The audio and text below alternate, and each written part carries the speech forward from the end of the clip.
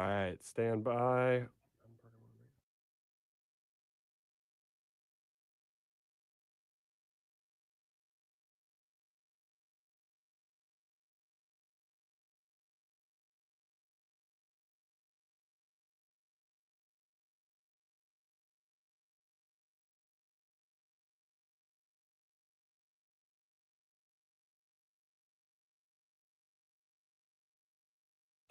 Five, four, three, two. This is the M Zone. And welcome to the M Zone, Jamie Morris. We have the Marshall playing on the other side of the glass. Marshall Dillon, excuse me, he's on the other side of the. Hey, it's Gunsmoke. You guys know what Gunsmoke is? And we got Matt, the Hitman Misler, actually on the other side of the glass. He's in the same room with me. Yeah.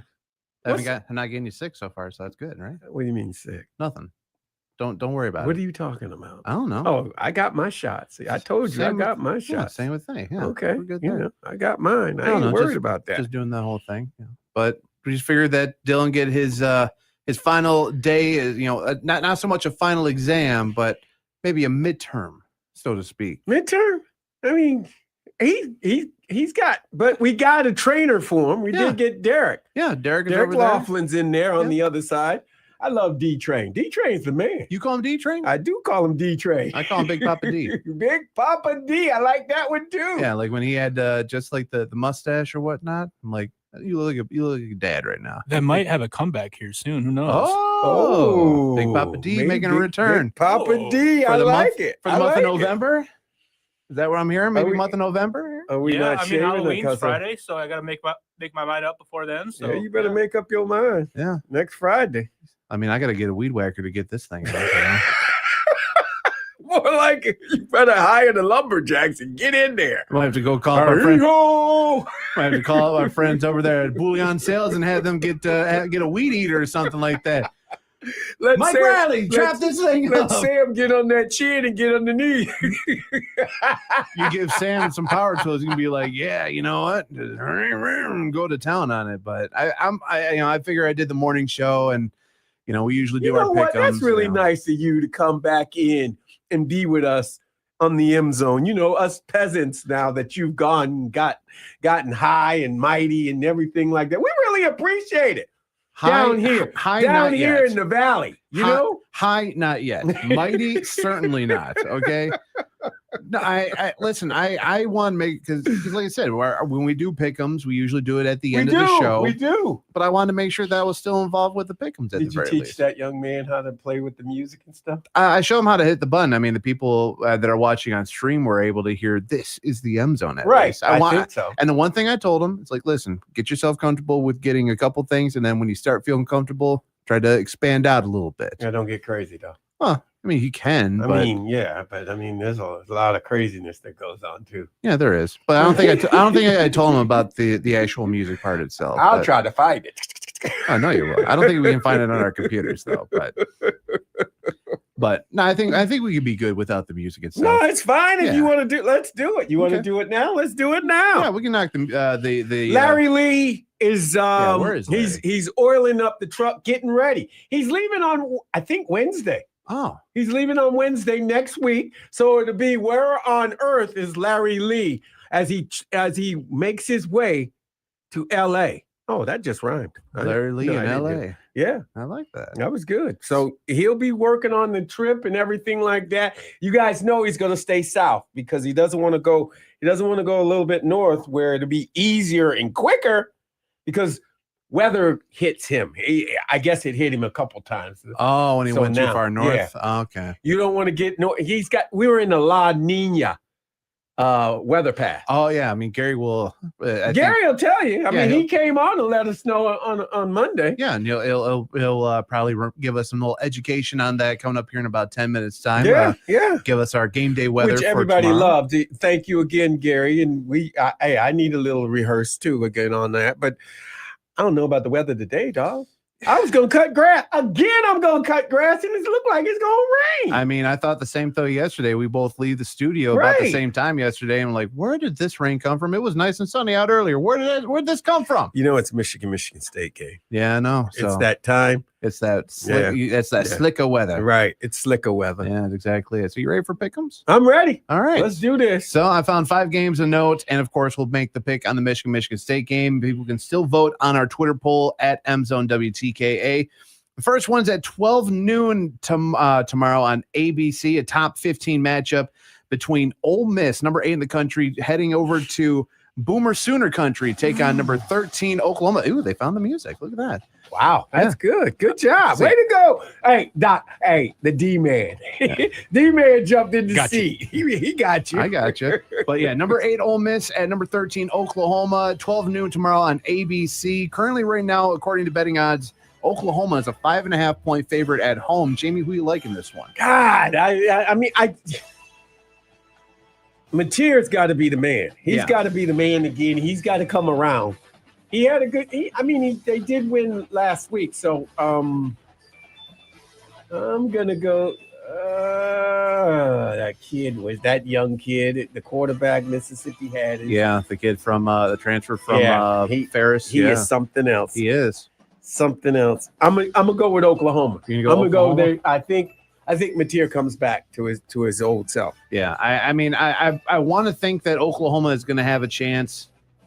And actually, you know what? I originally was going to go with Ole Miss, but then I think the news that happened earlier in the week with the termination of Billy Napier's and all the talk have been around, Lane Kiffin possibly being the new head coach of Florida. Mm-hmm. I think there's that little bit when you start hearing the murmurs about head coaching changes, and the first thing that comes up, you end up losing your first game afterwards because you're too distracted. Right. I'm going to actually go with Oklahoma in this one as well, too, based only off of that pick itself.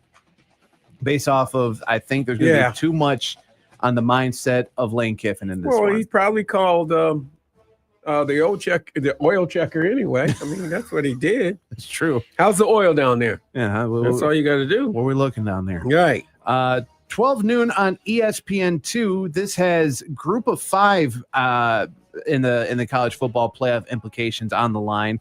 Number 18 South Florida travels to Memphis, who got upset by UAB last week. That was a big surprise. That was their first shocker. win. That was their first dub. You know that the son of Chris Mortensen. He's the new interim coach. And who knows? I mean, after that game last week, he might they might pull the interim tag off and make him the full time. Who's to say though? Who says they don't? Yeah. They should. 12 noon ESPN2. South Florida. The Bulls are a 6.5 point favorite in this one. Jamie, you know who I'm taking. I got the Bulls. You got the Bulls. Yeah. I got the Bulls. I'm sorry. Yeah, the thing is I don't know too much about the American Athletic Conference, but then I'll call it the American Conference now. Mm-hmm. I don't know much about it except for South Florida because they pulled off those two big upsets. Big upsets. That's a team they can compete with the Power Four. They can compete with the Power Four. And I think with that, just based off of what I've seen of those, because I didn't know much about Memphis going into last week, I'm going to take South Florida in this one as well. Didn't the coach Norvell came from Memphis? He went to Florida State. Yeah, I believe you're correct. Yeah. And who's I pay attention every now and then. Yeah. You think I sleep at the wheel every now and then? No. I mean, until you mentioned it, I completely forgot about that. And as of right now, his job is safe down at FSU. He beat Alabama. I mean, well, why not? He hasn't been able to do since in the past 3-4 weeks now. So. Right. 3:30 on ABC. It's a top 15 matchup. Number 15 Missouri takes on number 10 Vanderbilt in Nashville. The Commodores 3.5 point favorite. College Game Day is going to be down there as well. Jamie, do you like the Doors or do you like the Tigers? Oh my goodness. Man, that's a tough one, dude. That's tough. I know. I ain't finding easy ones anymore. Competition's getting better. It is getting better. I mean, good God. I'm sitting here now I got to figure that one out. You know what? It's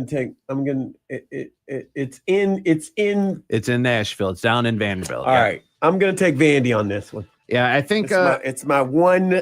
I don't know, but I'm going to take Vandy because it's the home team. Paiva, I believe is the name of the quarterback at Vanderbilt. He's really been on a high, and he's been I mean, he did the Heisman pose. I mean, he is like when it comes to like comparison, Not like, shy. he comes off as Right. like that Johnny Manziel. Right. That's what I'm saying. Yeah. He's got swagger. It's a cocky swagger. Didn't he sue the NCAA to get this year?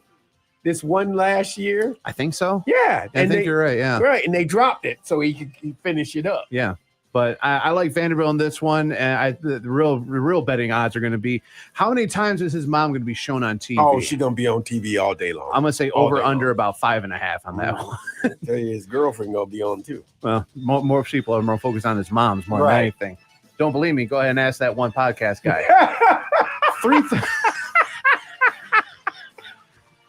Make you want to drop kick a baby. Exactly. 3:30 on Fox. Number 11 BYU escaping a tight one against their in-state rival Utah last week. They head over to Cyclone Country to take on Iowa State, who've been struggling, yet they're favored by 2.5. 3:30 on Fox over in Ames, Iowa. Damien, do you like the Cyclones bouncing back, or do you like BYU continuing to be one of the 6 undefeated teams in the country? I am actually going to stay with BYU. Okay. I'm staying with BYU. They didn't fail me last week. They're on the road, but I think they keep it. I think they keep it going. I don't know what the swagger is right now. BYU, their quarterback, Bear, I can't remember his last name. I just remember his first name is Bear. Right. And he wears 47 among all Right. numbers. He wears 47. That's why I know that was my brother Joe's in college football. Which is, it's rare when you get a quarterback that's outside of the 1 through 19 or whatever. Mm-hmm. I like BYU in this one. I think Matt Campbell has been having a lot of struggles trying to navigate the Big 12, and I don't know if he's lost his team exactly or what's going on. But I like BYU hitting the road. They pull off the upset based off of gambling odds over in Ames, Iowa. Tomorrow afternoon at 3:30. 7:30 at night, number 3, Texas A&M, one of the other 6 undefeated squads in college football, head to Death Valley to take on number 20 LSU. 7:30 down in the swamp. The Aggies are a 2.5-point favorite in this one. Jamie, do you like Aggies or do you like Tigers? I'm going with Texas A&M on this one. Y'all save me some of them cigars, boy. Ease up on that cigar, boy. Ease up on that cigar. You know, I will say this, that I believe it's Mike Elk, or Elk, or Elk, yes, that's his name. The head coach for A&M. He's really turned things around. And I know I jokingly call their fan base, the Texas A&M fan base, kind of a cult to a degree. But what they're doing on the field is actually impressive. Oh! We're dialing everything up now. I know he's dialing it up, and I know who he's dialing because I told him. But I'm sorry, that's my fault. Apparently, he's calling up the A&M fan base right now, just like Miz called you guys to call it again. He's calling Gary. Yeah, I know he's doing that. But I like Texas A&M in this game tomorrow night on ABC, which leaves us to our final game to pick. The battle for Paul Bunyan's Trophy. It's number 25 Michigan heading up to East Lansing to take on Michigan State. 7:30 on NBC, and of course right here on the Big 1050 WTKA.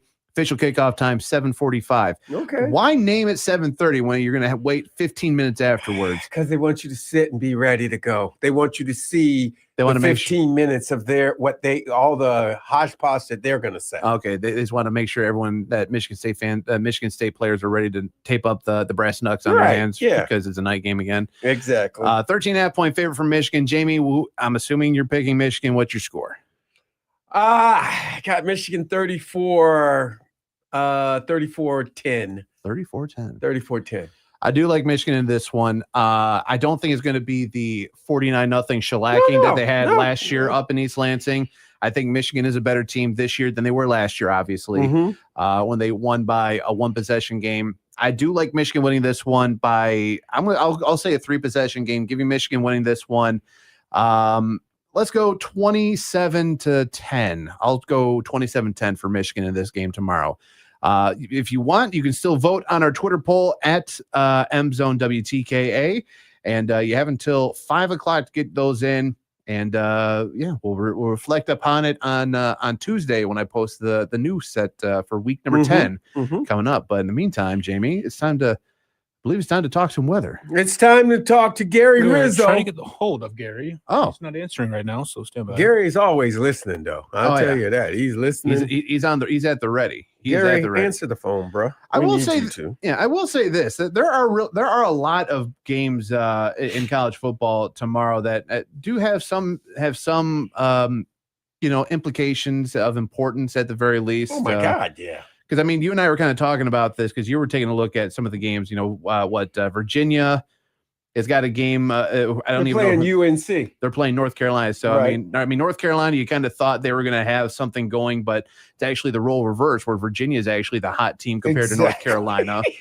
I mean, you got the battle of Kansas tomorrow with K-State and Kansas, Auburn and Suey Pig. Right. There are a couple marquee games. Alabama, South Carolina, not a bad one. I mean, South Carolina's kind of fallen off a little bit, but still not a bad matchup. And then you've got the pride of Floydsdale as well tomorrow. Minnesota at Iowa, 3:30 on CBS. So there are a lot of games really? that didn't show up on our pick'em list. Yeah. But there are a lot Got of a big upset tomorrow. There are a lot of good games that are on the docket. So this is the one time to watch Syracuse versus Georgia Tech. Yeah, it's one time that you definitely want to get that thumb working out or have Exactly. multiple cameras ready to go.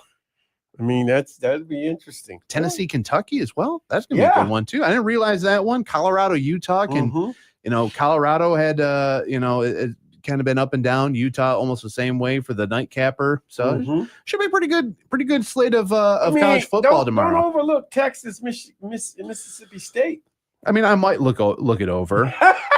I don't know. I mean, what time do they play? 4:15. I might, well, we don't have the SEC network in here because I don't think we bought that package here at the station. Why would we buy that package? I don't know. I mean, it's bad enough we don't have FanDuel in here. I can't watch Red Wing games. Too. I'm sorry. But then again, my local package at home, I couldn't watch it on TNT the other night. But you got a backdoor thing. You got you can't get through. Don't tell people my back. No. The only ones that I've got a backdoor way with is the Thursday night football game. Which, yes. I got you. Watch it on Twitch last night. Last night, watching it at Yost during that nice 4-0 victory that Michigan had over Western Michigan on the ice. Nice sold out crowd at Yost, man. On Thursday night. On a Thursday night. Man, they it was only standing room only. Saw a bunch of Bronco fans back against the wall, and not just literally, but proverbially as well too, because Western Michigan that is a good team out there in Kalamazoo. That is good. I mean, aren't they the defending national champs? Champs. They play real great hockey. Talked with Coach Narauti yesterday. He was very impressed with Western Michigan, especially because you never know how many guys you got coming back from the year prior to this year. Right. So they're a great team. Game 2 of the series tonight, by the way, 7:00 puck drop. TV wise, if you've got the NCHC digital package, it's their conference. Exactly. Okay. That's about it. But you can listen to the game. Al Randall will have the call right here on the Big 1050 starting at 6:30 tonight. Well, that's good. Al Randall's we can listen to Al. There you go. Al breaks it down. You can see it. Yeah, he paints a pretty darn good picture of how things are kind of built out with the game, with the team and whatnot. And like I said, it was an outstanding contest last night over at Yost. So hopefully Michigan can improve to 8-0 they improved to 7-0 for the first time since the 1970s. Jamie. Yeah, I did not know that, and then finding out too that this is the best defensive effort they've had. They've only given up 7 goals this year. In 7 games. Wow. Yeah. Really? The freshman goalie. Last night was the second shutout of his career. Young career. Wow. I expect that from playing, Tree Bark Tech. Right. On the ice. No, I get it. I get what you're saying. Wow. Yeah, kid is outstanding. That is crazy. Kid is outstanding between the pipes. I will say that, but it should be a good contest tonight to wrap it up with that home and home series. It's always good to have a good goalie. Oh, absolutely. And a good young goalie, a kid who, he hasn't made his mark, but he's getting ready to, right? Yeah, whatever NIL you got going towards the hockey team, right? Keep it coming to him. Exactly. I want that kid to be around as long as we can keep him. That's all I'm hoping for. Well, he's here. We got him. Let's get it. That's our residential weatherman, Gary Rizzo. What's up, Gary? Hey, good afternoon. Nice to hear Miz on the radio and the crew there on the other side of the glass. Good to hear you all. So, yeah, glad we got connected here. Got the gremlins out. Oh yeah, we occasionally we got to make sure that the those Michigan State Gremlins are out the way, man. It's Yeah, Michigan that's State it. week. I think you Anything can nailed it. happen. Oh yeah, That's right. I think you nailed it there. There's those Sparties. Well, they don't want you to give the weather. yeah. That's They right. want to hear stuff that's detrimental to our fan base and to our football squad, but not detrimental to them. So Gary, what are we looking at for 7:30 tomorrow night? Cool and crisp is the word. I'm looking at the weather map right now. The weather to our west is barely in the low 50s. I'm looking out at western Wisconsin and places like Eau Claire, La Crosse, in the western part of the state. They're just, they have real light winds. They have partly cloudy skies. It's only like 50 and 51 degrees over there. So that's a harbinger of what's going to happen in central Michigan tomorrow in the mid-afternoon hours. Of course, kickoff's at 7:45.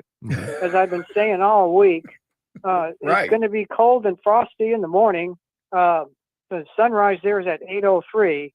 Now, the normal high is 56, so you might want to just remember that. The normal low is 38. The record is 81. The record low is 12. And it's going to be a little cooler than normal, on the cooler side of normal. So I've been lowering the high temperature there because of partly sunny skies. They'll get up to 52. Again, normal's 56. And it's only, again, western Wisconsin, 50 and 51 right now. Mhm. So I don't see Lansing being, I see them being the same as what I'm seeing out to the west. So 52, the wind will be light. We've had wind all week here across Michigan. So the good news is the wind will really die down tomorrow, even in the afternoon where it tends to be more brisk. 3 to 8 miles an hour out of the east and southeast. At kickoff, 7:45, 44 degrees with clearing skies. Whatever clouds are during the day, they're going to clear out at night. So we got 44 at kickoff. The wind will be very light, east to northeast at less than 5, so it'll even be calm at times. It'll be calm at times during the day, during the game, and the temperature by the end of the game around 11-ish will be down to 39. So upper 30s, the wind will be calm to light and variable. So what that means is there won't be any additional wind chill. So if it's 44 degrees, it'll feel like 44, not 34 or 40. And at the end of the game, 39, it'll feel like 39, which is cold enough. So overall, not too bad. I know when you guys did your picks, I think the weather might be a factor in Baton Rouge tomorrow, late afternoon and evening. There could be some thunderstorm activity there. And I've been saying all week for the Pacific Northwest, when we look at UCLA, when we look at Illinois at Washington, there's going to be quite a bit of rain at the start of the game. It may come and go, but it's going to be mostly wet. And even down in Eugene, which is south of Portland, it's down the coast a little ways, they're also going to have the same weather pattern. So their game's a little bit later. It's a 7 o'clock kick, 4 o'clock local. But I still expect showers, briefly heavy at times there as well, briefly heavy at times. So weather will be a factor down there. I don't know. You guys, did you guys pick the UCLA at Indiana? That point spread's 25.5, and I gotta believe UCLA is going to do better than a 25-point dog, even if they lose it. Yeah, I mean, I didn't put it on our list of pick'ems, but I mean, I know that, you know, probably Vegas looked at it more based off of records and not really like the quality of personnel. Yeah, but I don't think they really looked at like the quality of games that UCLA has played. I mean, yeah, sure, they beat a Penn State team that, you know, struggled prior to firing James Franklin, and you know, going up against a Michigan State squad that I think a lot of that their fan base is hoping that they do the same thing with their coach. But I think, you know, that's a big turnaround the way that they've been playing. 25.5 is a lot. Yeah. Considering what they've done over the past 3-ish weeks, to improve to 3 and 4 on the year. I do think Indiana is there for real. I think they're legit, but not to blow out 25.5 at that point. I mean, I still think Indiana probably wins this one, but I think it's going to be more of a respectable win more than anything. It should be a nice offensive shootout, or at the very least, it should be a closer game, maybe a 1 or 2. I think it's possession going to be a game. good game. Yeah. I think it's actually they won't. They'll be a lot closer than what Michigan State was. Yeah, I think it'd be to a this one game. I think it'd be a 1-2 possession game, honestly. Well, that would be nice. I'll be tuning in on that to see what happens. The weather down there will be like it is up here, maybe a few degrees warmer. It should be mostly in the 50s down there, so it's not going to be a factor. I'll give you 2 quick keys for the Michigan game. I'm going to do what I did for Washington. That was good luck. Keep Michigan State from scoring a touchdown on their first possession, and let's stretch it out for the whole first quarter. And another key, I think a lot of you will agree, avoid penalties. Don't give them any free yards, because they're going to be trying to get us to have some penalties. So let them commit the penalties and give us the free yards. And if our guys can stay disciplined, so those are 2 big keys to the game for me. Okay. I definitely agree with the penalty stuff. I mean, we've seen the extracurriculars after plays over the past few years, and that has nothing to do with the night game stuff. It's just the heat of the rivalry itself. You keep your head as cool as the weather should be tomorrow. You should come out there with a pretty easy dub. So yeah, don't, as the usual rule of thumb, don't be the second one, because it's always the second one that acts. You can't retaliate. Yeah, You be that. If you're gonna sock somebody, you sock them in the eye and let the guy retaliate on you. Yeah, or just walk away. Yeah, I mean, honestly, if you're gonna sock them on the scoreboard. Right. But I like those keys, Gary. You're spot on with them, my friend. You were spot on with it. Well, they worked. Our defense should travel, so let's have our defense travel. And I think our offense is in great shape too. So that's just going to travel. Again, 44 at kickoff, 39 at the end of the game. If you're going, take your jacket, drink something warm, and don't worry about the wind as a factor. It'll be a cool, crisp night there in Spartan Stadium in East Lansing. Thanks, Gary. Appreciate it. Thank you. And we'll talk to you next Monday. Yeah, get a preview of the preview of what I hope is the final night game of the season. Yeah, I hope. Goodness gracious. Exactly. We need to go to a break. We come back. We got Kevin Fitzsimons on the other side, the president of the U of M Club of Ann Arbor. All rise. You're listening to the M Zone on the Big 1050.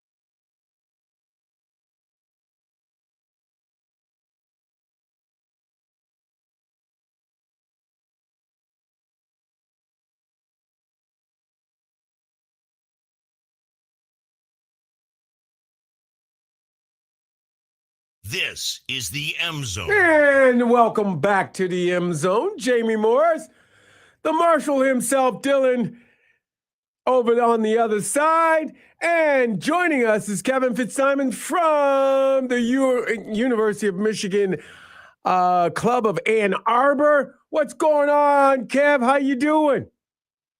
Hey, Jamie, doing fantastic. Really excited for tomorrow's game. It's a night game, and I'm sure East Lansing will be lit up with alcohol, but looking forward to Michigan taking care of business. I'm sorry. You just had me laughing on that. I was going to say, what time are you going to go up to East Lansing? Well, actually, I'm not, Jamie. We've got I had an opportunity to, right? But we've got a group of friends that we all met back in Bursley Hall in 1976. So that's 49 years ago. So you got a reunion. Yeah, exactly. Okay. So lately we've been doing away games just because it's easier to get reservations at restaurants and tea times on the golf course. Right. So that's what we've done the last 3 or 4 years, and it's worked out well. So I'm going to watch it with my buddies on TV together with them at their Airbnb. Well, good for you, Kev. You're a good man. That's awesome. And Ann Arbor, it won't be a desert, but there'll be a lot of people that are filtered up there, so you'll have access to all of the amenities that Ann Arbor presents. Oh yeah. So we got a big reservation for dinner tonight at Nights Downtown, so that wasn't an issue. And no, we're looking forward to it. It's a great group of guys. They come in every year, good or bad. We've even the lean years, win or lose. These guys are loyal. They always come in for games. We always get together, and as these friendships that you make during your time in school at Michigan, are bonds that last forever. And this is a testimony to that. And it's just always a great weekend. Well, good for you. Tell the guys I said hi and enjoy yourself. And absolutely. Hopefully Michigan can get us one. We got to get one. I fully expect it. Last week was a real pivotal game, and they answered the bell. All sides of the ball, and I think we're focused. I mean, the USC was a wake up call. I think there were some good discussions that were had inside the building, and I think everybody's on the same page and rowing in the same direction. One game at a time, and you can't overlook anybody, and they're certainly not going to overlook an in-state rival that's got nothing to play for except this game. No, you're right about that. No, I mean, it would really, it's something have to really go bad for them to overlook this game, Kevin, because they know what the situation they're in. They know their record. They know that they're in. If they win, they got to win out, and just got to keep pushing it down the road. Exactly, Jamie. In each of these games are winnable. I mean, we should be favored going in, and then if we can set it up where we've got the Buckeyes at home for the college football playoffs, I like our chances. Exactly. And you want to see the trajectory of improvement, which we're seeing. God, our linebacker group is playing great. And Bryce had his best game arguably last week. So that can, if you see that development continue for just an 18-year-old freshman, I love our chances. Yeah. But, one game at a time, and let's take care of business with Sparty. Exactly. Yeah. But let me tell you, Jamie, about what took place at the U of M Club of Ann Arbor this past Monday at Weber's Inn. For one thing, it was probably the most attended event since we've had Sharon Moore in August there. And that's because associate head coach Biff Poggi came in and spoke to our group. And I got to tell you, Biff is far and away the most entertaining, best coach speaker that there is. I mean, there is not a dishonest bone in that man's body. He will tell you everything, and he's going to shoot you straight as an arrow. And he came in early, actually.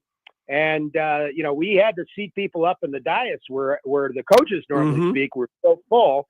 But he walked around and he worked the room. He spoke to people at the tables even before he took the podium. I mean, he is just such an engaging guy. And he happens to be a member of the D-Day birthday club, Jamie, like you and I. He was also born on June 6th. That's awesome. And, I knew I liked him for a reason. I knew I liked him for a reason. Exactly. But, obviously, I think he had the single best post-game interview on the field after the Nebraska game. I mean, and if he wasn't, so honest there, you can imagine, without the specter of media, what he's like inside the ballroom at the U of M Club of Ann Arbor.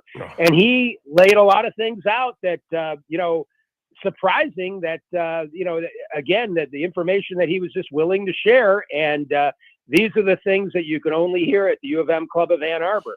I mean, I can't repeat any of it. I mean, he talked about, position changes and pending changes this week. But he is just so entertaining. I mean, almost like at a comedy club, I feel like we should do 2 shows whenever he did a stand-up, huh? No, but he's great.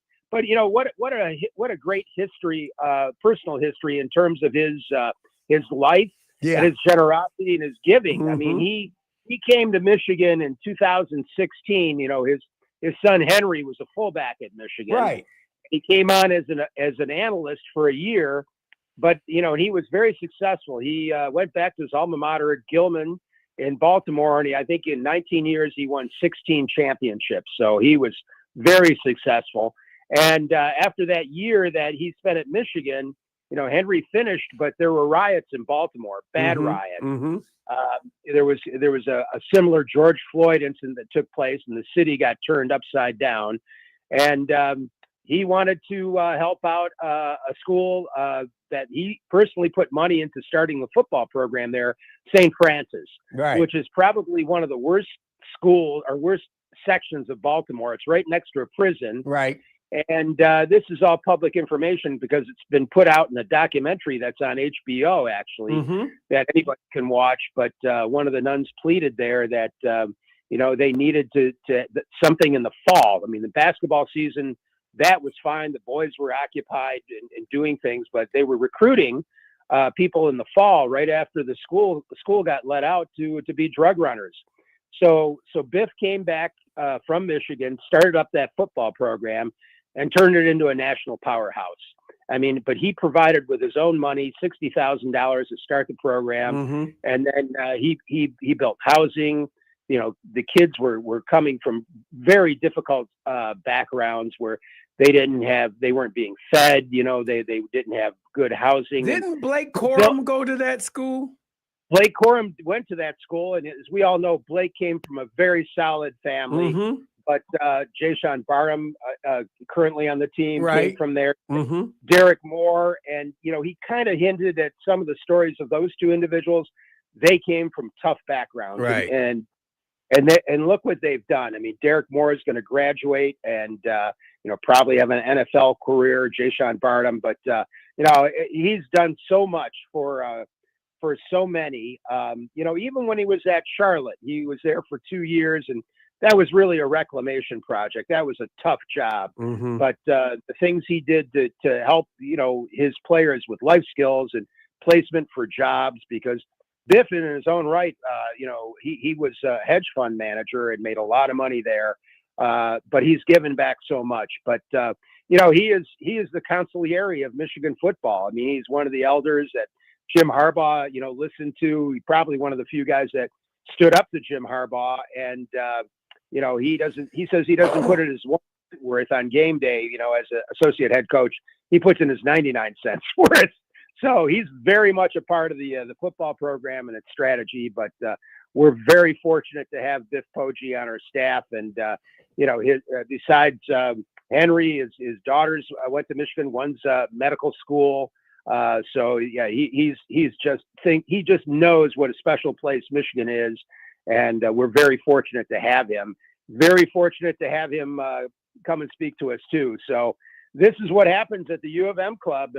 People that can come by at 11 o'clock on each and every Monday. We'll hear from a football coach every week, and then we're going to be morphing over into basketball very soon. Last Friday, I did go to the exhibition opener, and a lot of new faces. They have to integrate a lot of players that have not played with each other, but there's talent there, and especially some of the top end talent that's coming in.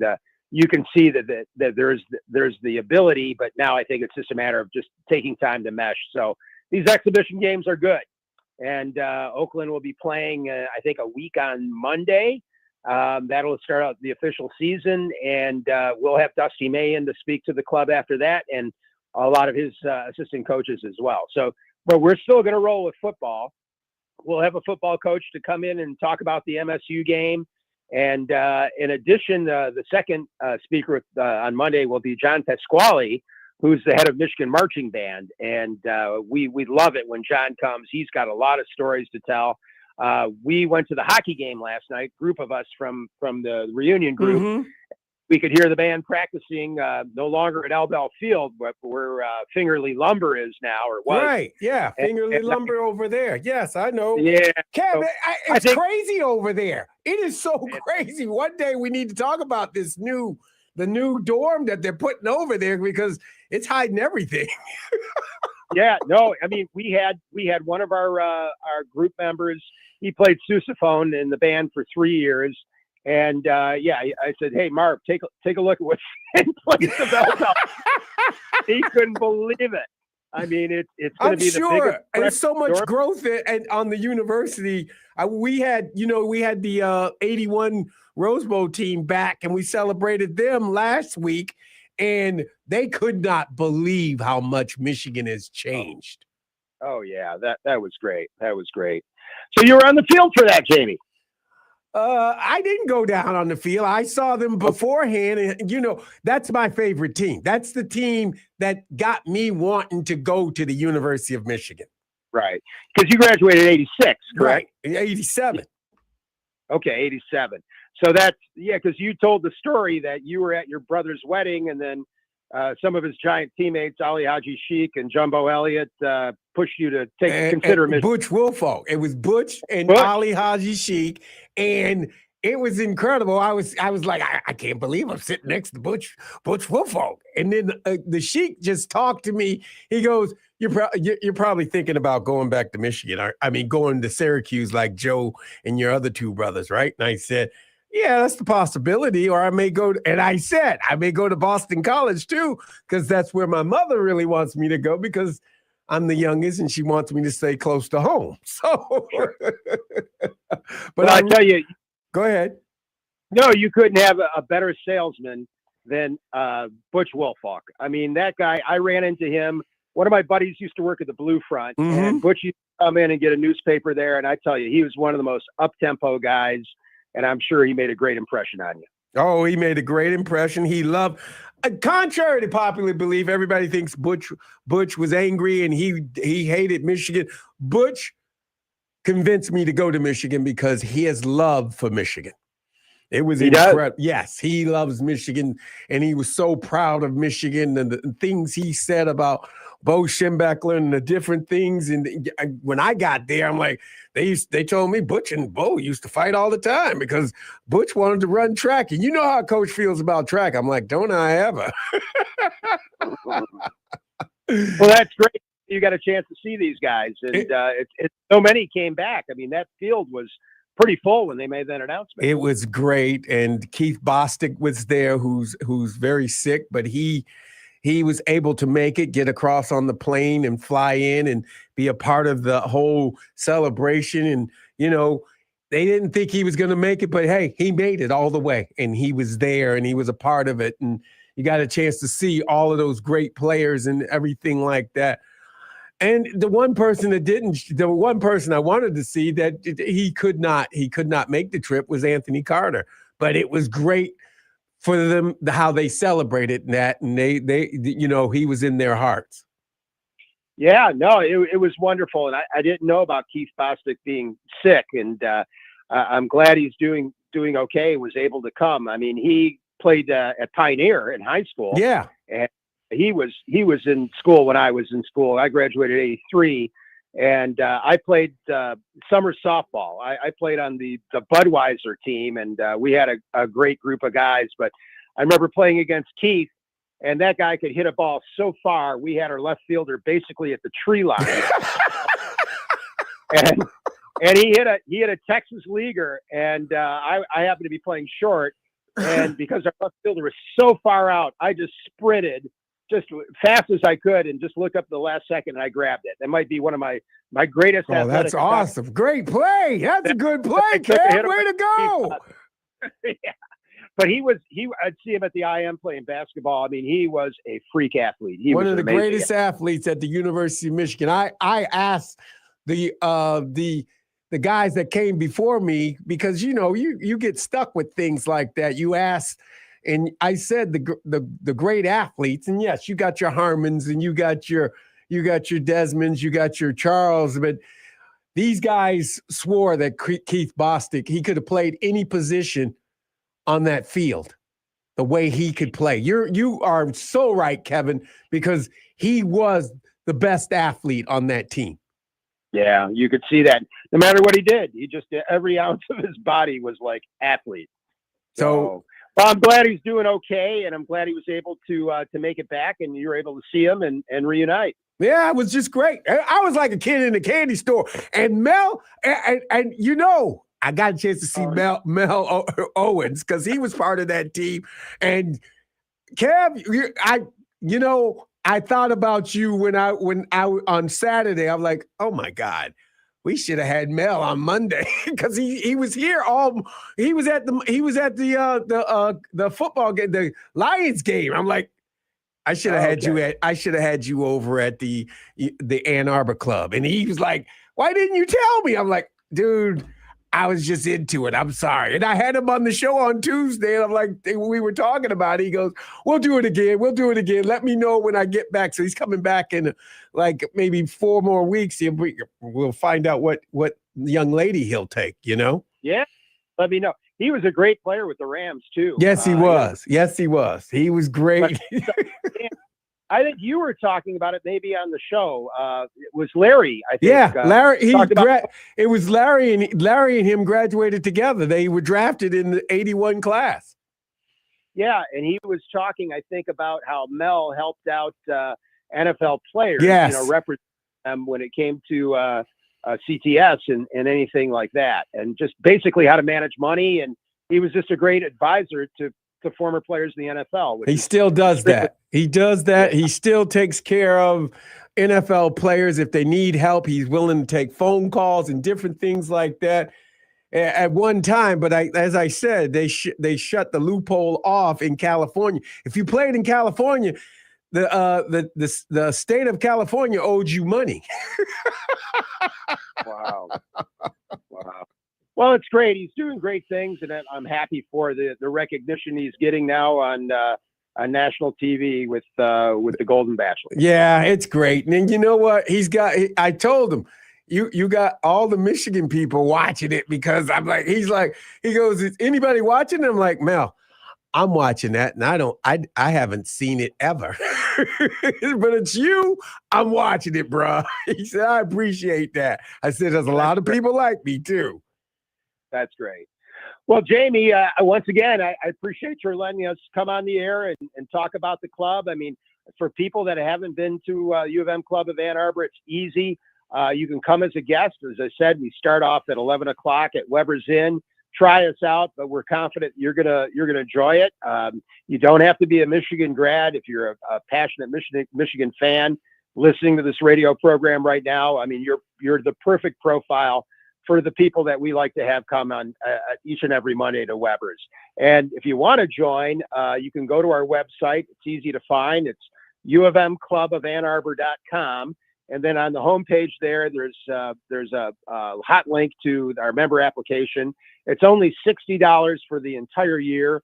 And the money that we generate from those membership fees goes directly towards scholarships. We have an endowed scholarship that we provide, as well as scholarships for basketball for 3 of the women's sports, the most underfunded women's sports. So we do what we can to help all our athletic programs. And in addition, we also provide scholarships to Washtenaw County students that are already enrolled at Michigan. They have to achieve a minimum of a B, their freshman year, but on the basis of merit and need, we provide scholarships the Washtenaw County students who are enrolled at Michigan. So that's what the money goes towards. And then your membership is good through all the way through basketball season, all the way up through the spring game this next year. And then we have a spring game wrap up. And then that completes our year. This past year on the spring game wrap up, we have Wink Markendale, and he's also very entertaining. So, we're going to hear from all our coaches. We've yet to hear from Wink this year. We've yet to hear from our offensive coordinators. So those folks are still coming in. And if you want to hear from these guys directly, raise your hand and ask questions. You're not going to get answers for anywhere outside. This is the place to do it. So 11 o'clock each Monday at Weber's Inn. And we would love to have your listeners come and join us any Monday they can make. So if you can't come every Monday, that's fine. We don't take attendance. But if you can come 10 times, they're going to give you a free night stay at Weber's too. So that's an additional bonus. Kev, really appreciate it, and enjoy your weekend. Please do, and look forward to talking to you next week. All right, you got it, Jamie. Go Blue. That's Kevin Fitzsimon, the president of the U of M Club of Ann Arbor. We're going to go to a break. We got Austin Meeks from The Athletic on the other side. You're listening to the M Zone on the Big 1050.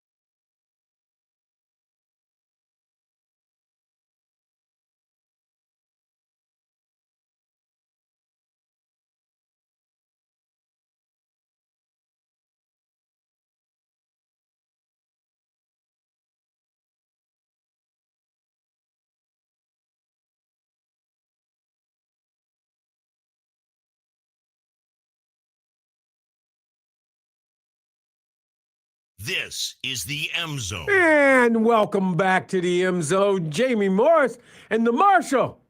Dillinger over there. He's doing his thing.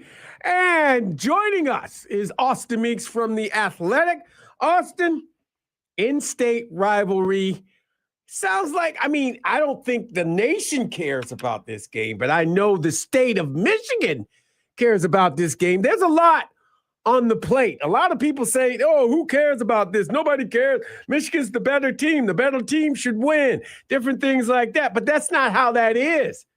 It's, you know it as well as I do. It's who comes in hot and ready to play. Yeah, this is a game where Michigan knows they're going to get Michigan State's best shot. This is their biggest game on the calendar. This is really their season, right? They're 0-4 in the Big Ten. If you're Michigan State right now, you're asking, what do we have left? What do we have to play for? And it's this game, right?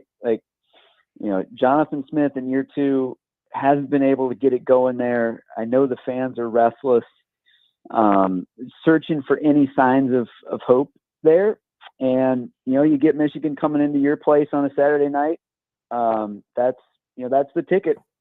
That's their opportunity to make something out of this season. And I think Michigan knows that. I think they're going to be ready for that. Because, in this game, you just know, I don't know if they're going to get Michigan State's best shot, but they're going to get an intense effort. And, Michigan State's going to come in and try to hit them, and Michigan's got to be ready for that. Yeah, they do, Austin, and they got to be ready. Michigan's got to go up there, and they got to see a team, and they can't afford to let Michigan State go right down the field on them and give Michigan State that confidence that they. Look at Indiana, the Indiana game. I know they got blown out later on in the game, but they competed with Indiana in the first half. Yeah, that was a competitive game. It was 21-10 at halftime. 7-3 after the first quarter. I did think that game showed a little something from Michigan State. I think that showed that Michigan State has not given up on this season. That's what I would say. For Michigan State to go into Indiana and play with the Hoosiers for a half, I think that tells you that Jonathan Smith has not lost the team. They have not given up. They've still obviously got a lot of things that aren't going well, a lot of things that aren't going their way. But I think if you're Michigan State, you probably came away from that game against Indiana feeling like we've got some things we can build on here. And now we've got Michigan coming into our place. If it's going to happen for Michigan State, it's got to happen now. If it doesn't happen in this game, then I think you have to say their season it's not going anywhere. I think they feel that urgency that this is the week that it has to happen for them if it is going to happen. No, it does. And Michigan State, look, I hear that they're playing and the fan base wants him gone. They're not enamored with him. He's not like the coaches in the past. Isn't that good? You're recalibrating the Michigan State team in itself. He hasn't had time to get it right, but it's the Kurt Cignetti. It's that what he did at Indiana and everybody else fan bases want the same thing, and it's not fair. Yeah. Kurt Cignetti is the worst thing that happened to a lot of coaches around the country. Everybody that got hired the same time as Kurt Cignetti, including Jonathan Smith, including Sharon Moore, now has to hear, well, wait a minute, look at what Kurt Cignetti's doing. Why can't you do that? And the answer is because Kurt Cignetti is 1 in 100, maybe even 1 in 500, right? You just don't see coaches do what Kurt Cignetti has done at Indiana. It's incredible. And that's why Indiana paid him all that money, because they realized they could hire 100 other coaches and they probably would not find a guy who's been able to do what he's done there in a year and a half. Right. So it is unfair. It is unfair. I mean, it's just crazy, but it's gonna. I know that the fan bases will be there. They'll be there cheering hard for their teams. Michigan State fans have got to be happy at least a little bit. They have a night game. They're it's a night game. It's on a Saturday. It's what they wanted. They've prayed for. They got mad about last year. I mean, Austin, they got all the things going their way. That kind of eerie to me. Yeah, I mean, it'll be a great atmosphere there.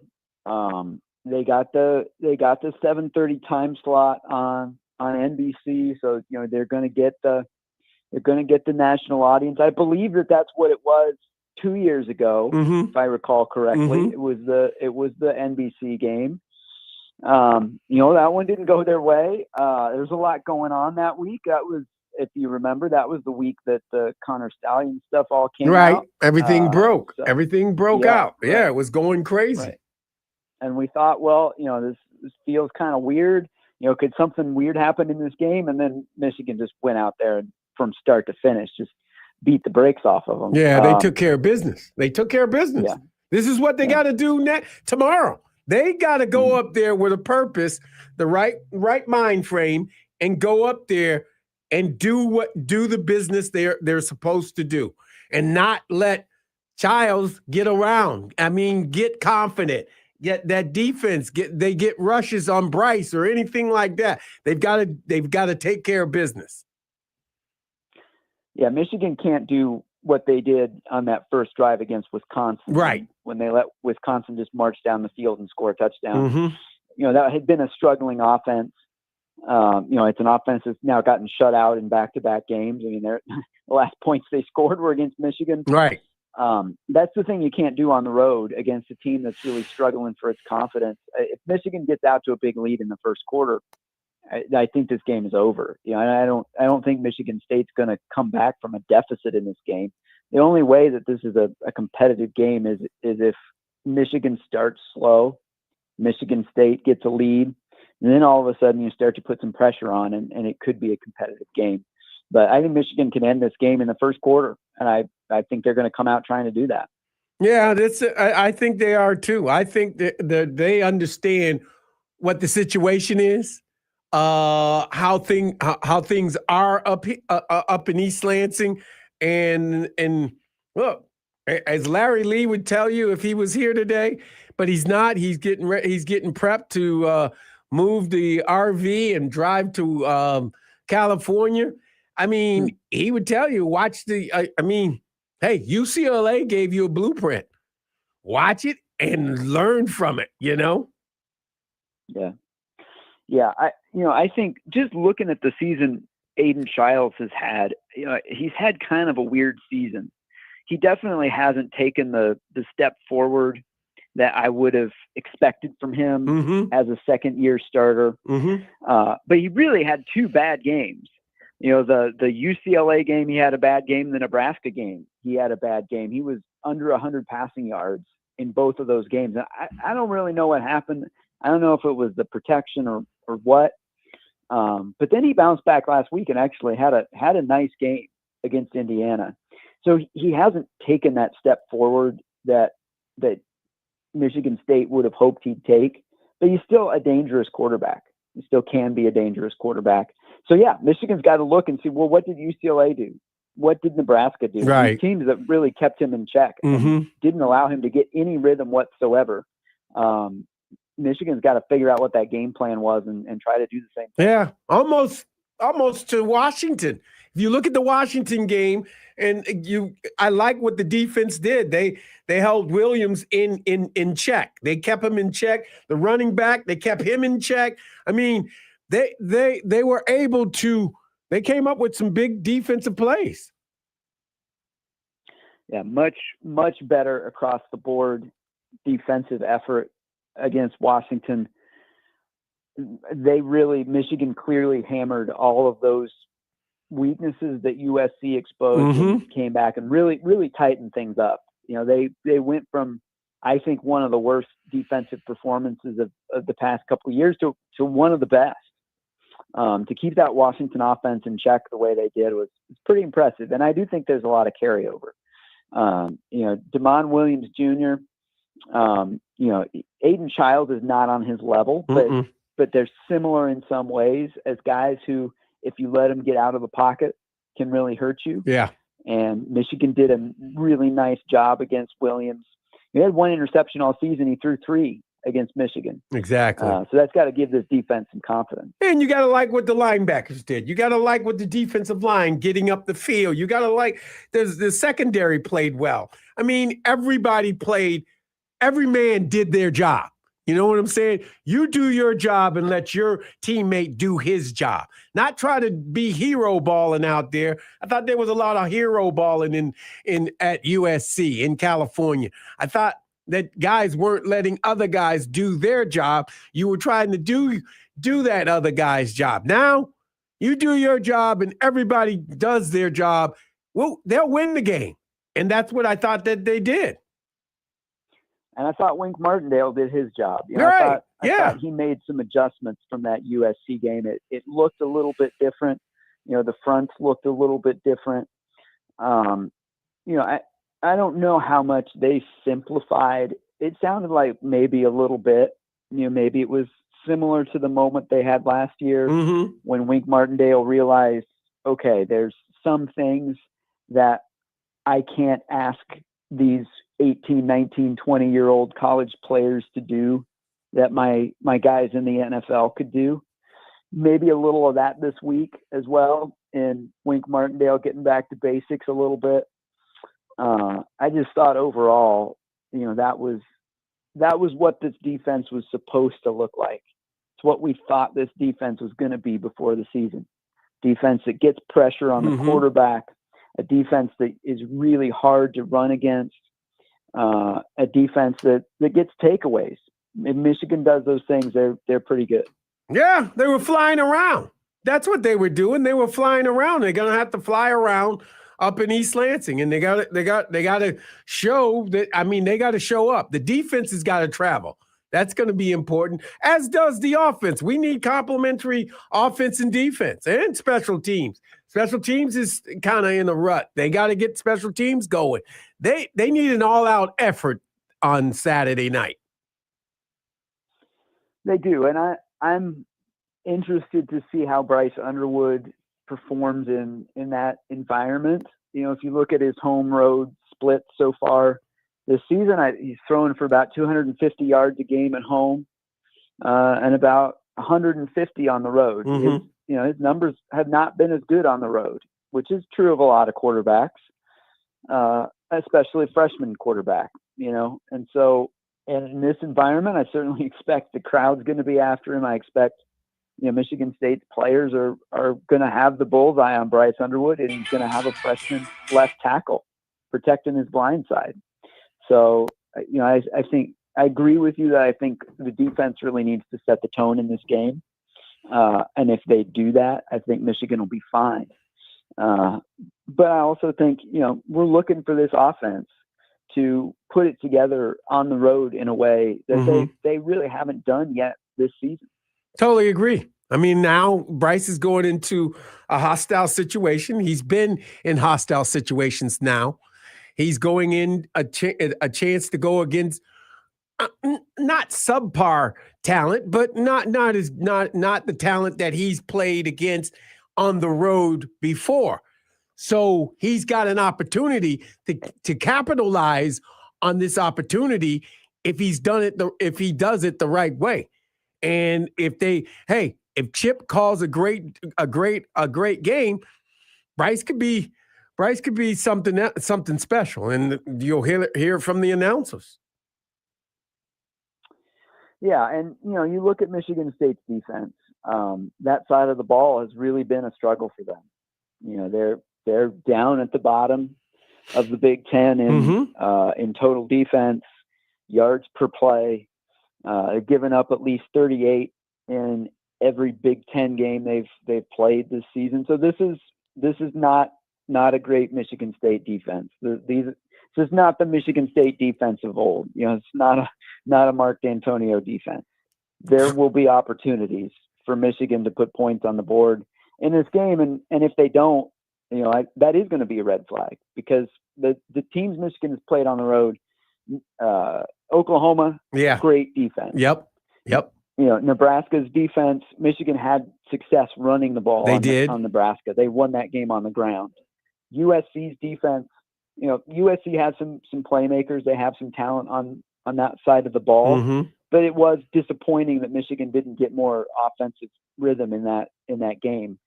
I would expect Michigan to have a lot of opportunities in this game against this Michigan State defense. As do I. I'm gonna tell you this team has got to. It's time for them to come alive. It's time for them to come together, gel, do the things that it's supposed to do. You got to be excited about Blake getting his. What's his name? The young kid, the tackle. Blake Frazier getting his second chance. I mean, he did a great job coming in for Evan Link against Washington, and I'm just excited to see what he does for the encore. Yeah, and you're going into a rivalry game on the road at night with a redshirt freshman left tackle making his first start. Hey, nothing like just painting a picture, Austin. Just throw him in there, man.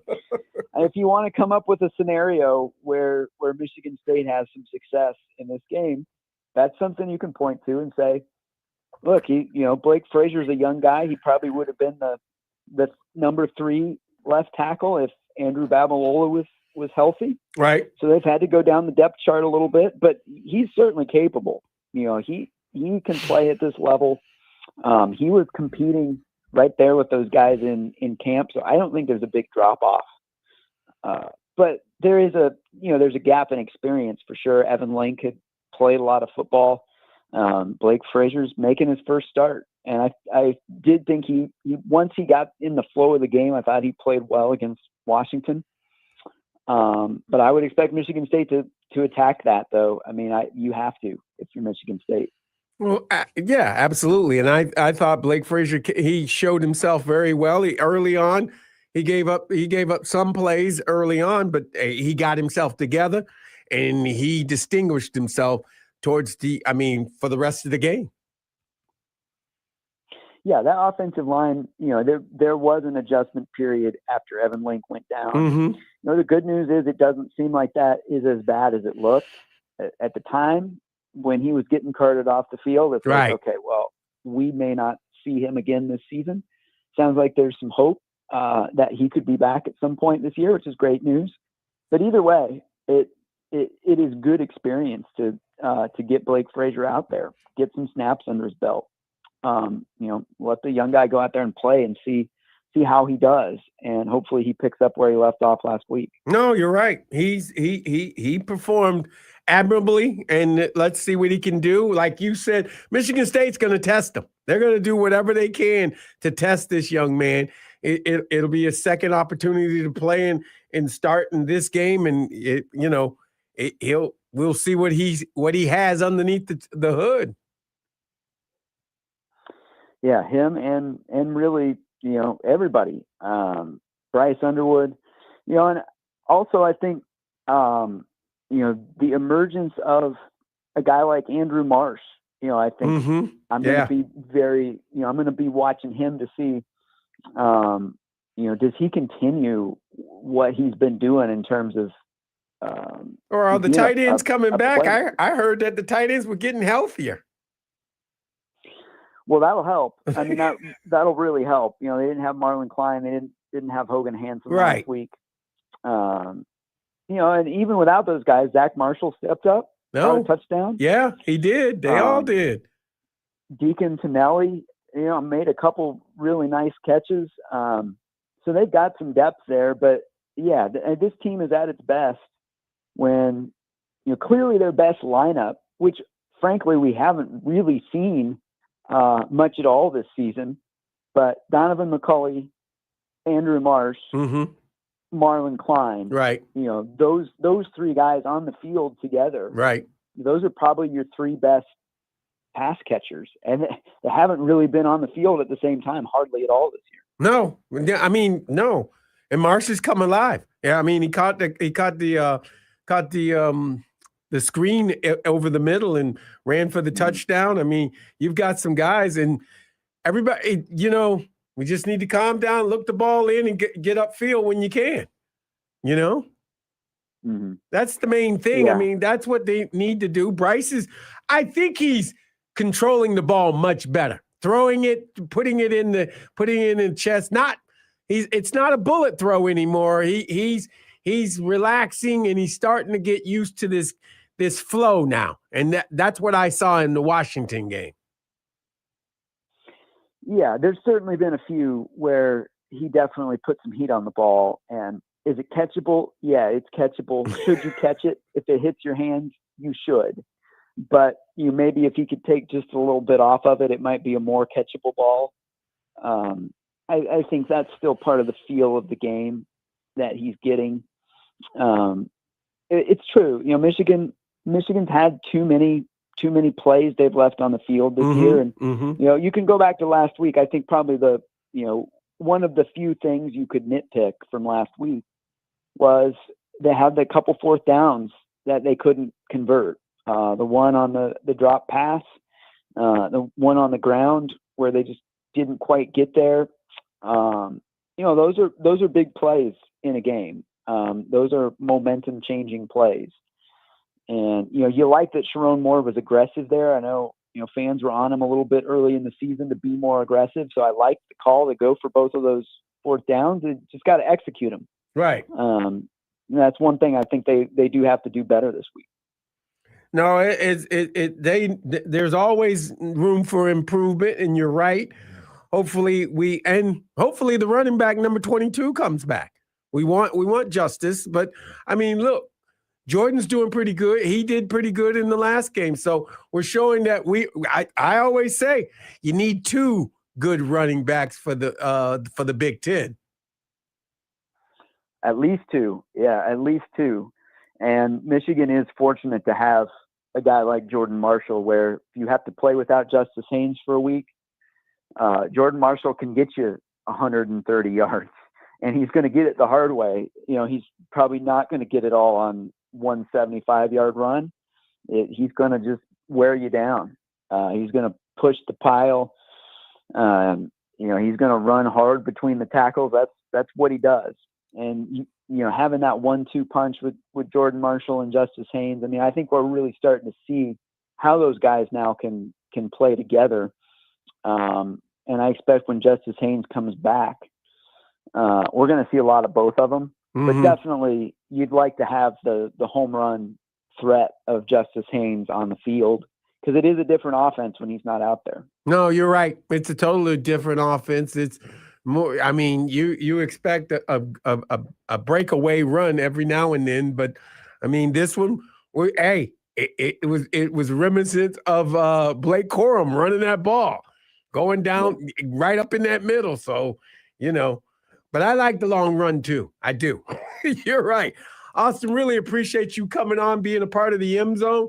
And I don't know if you're gonna be up there or are you gonna drive up there, or are you watching it on TV? I'll be there. Okay. No, I'll be there.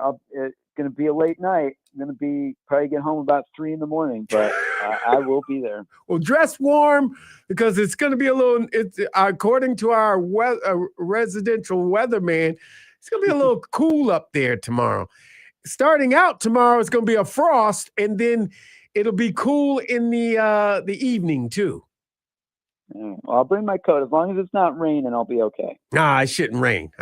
He told us it shouldn't rain. So enjoy. Thanks again, Austin, for being a part of the M Zone, and we'll talk to you next week.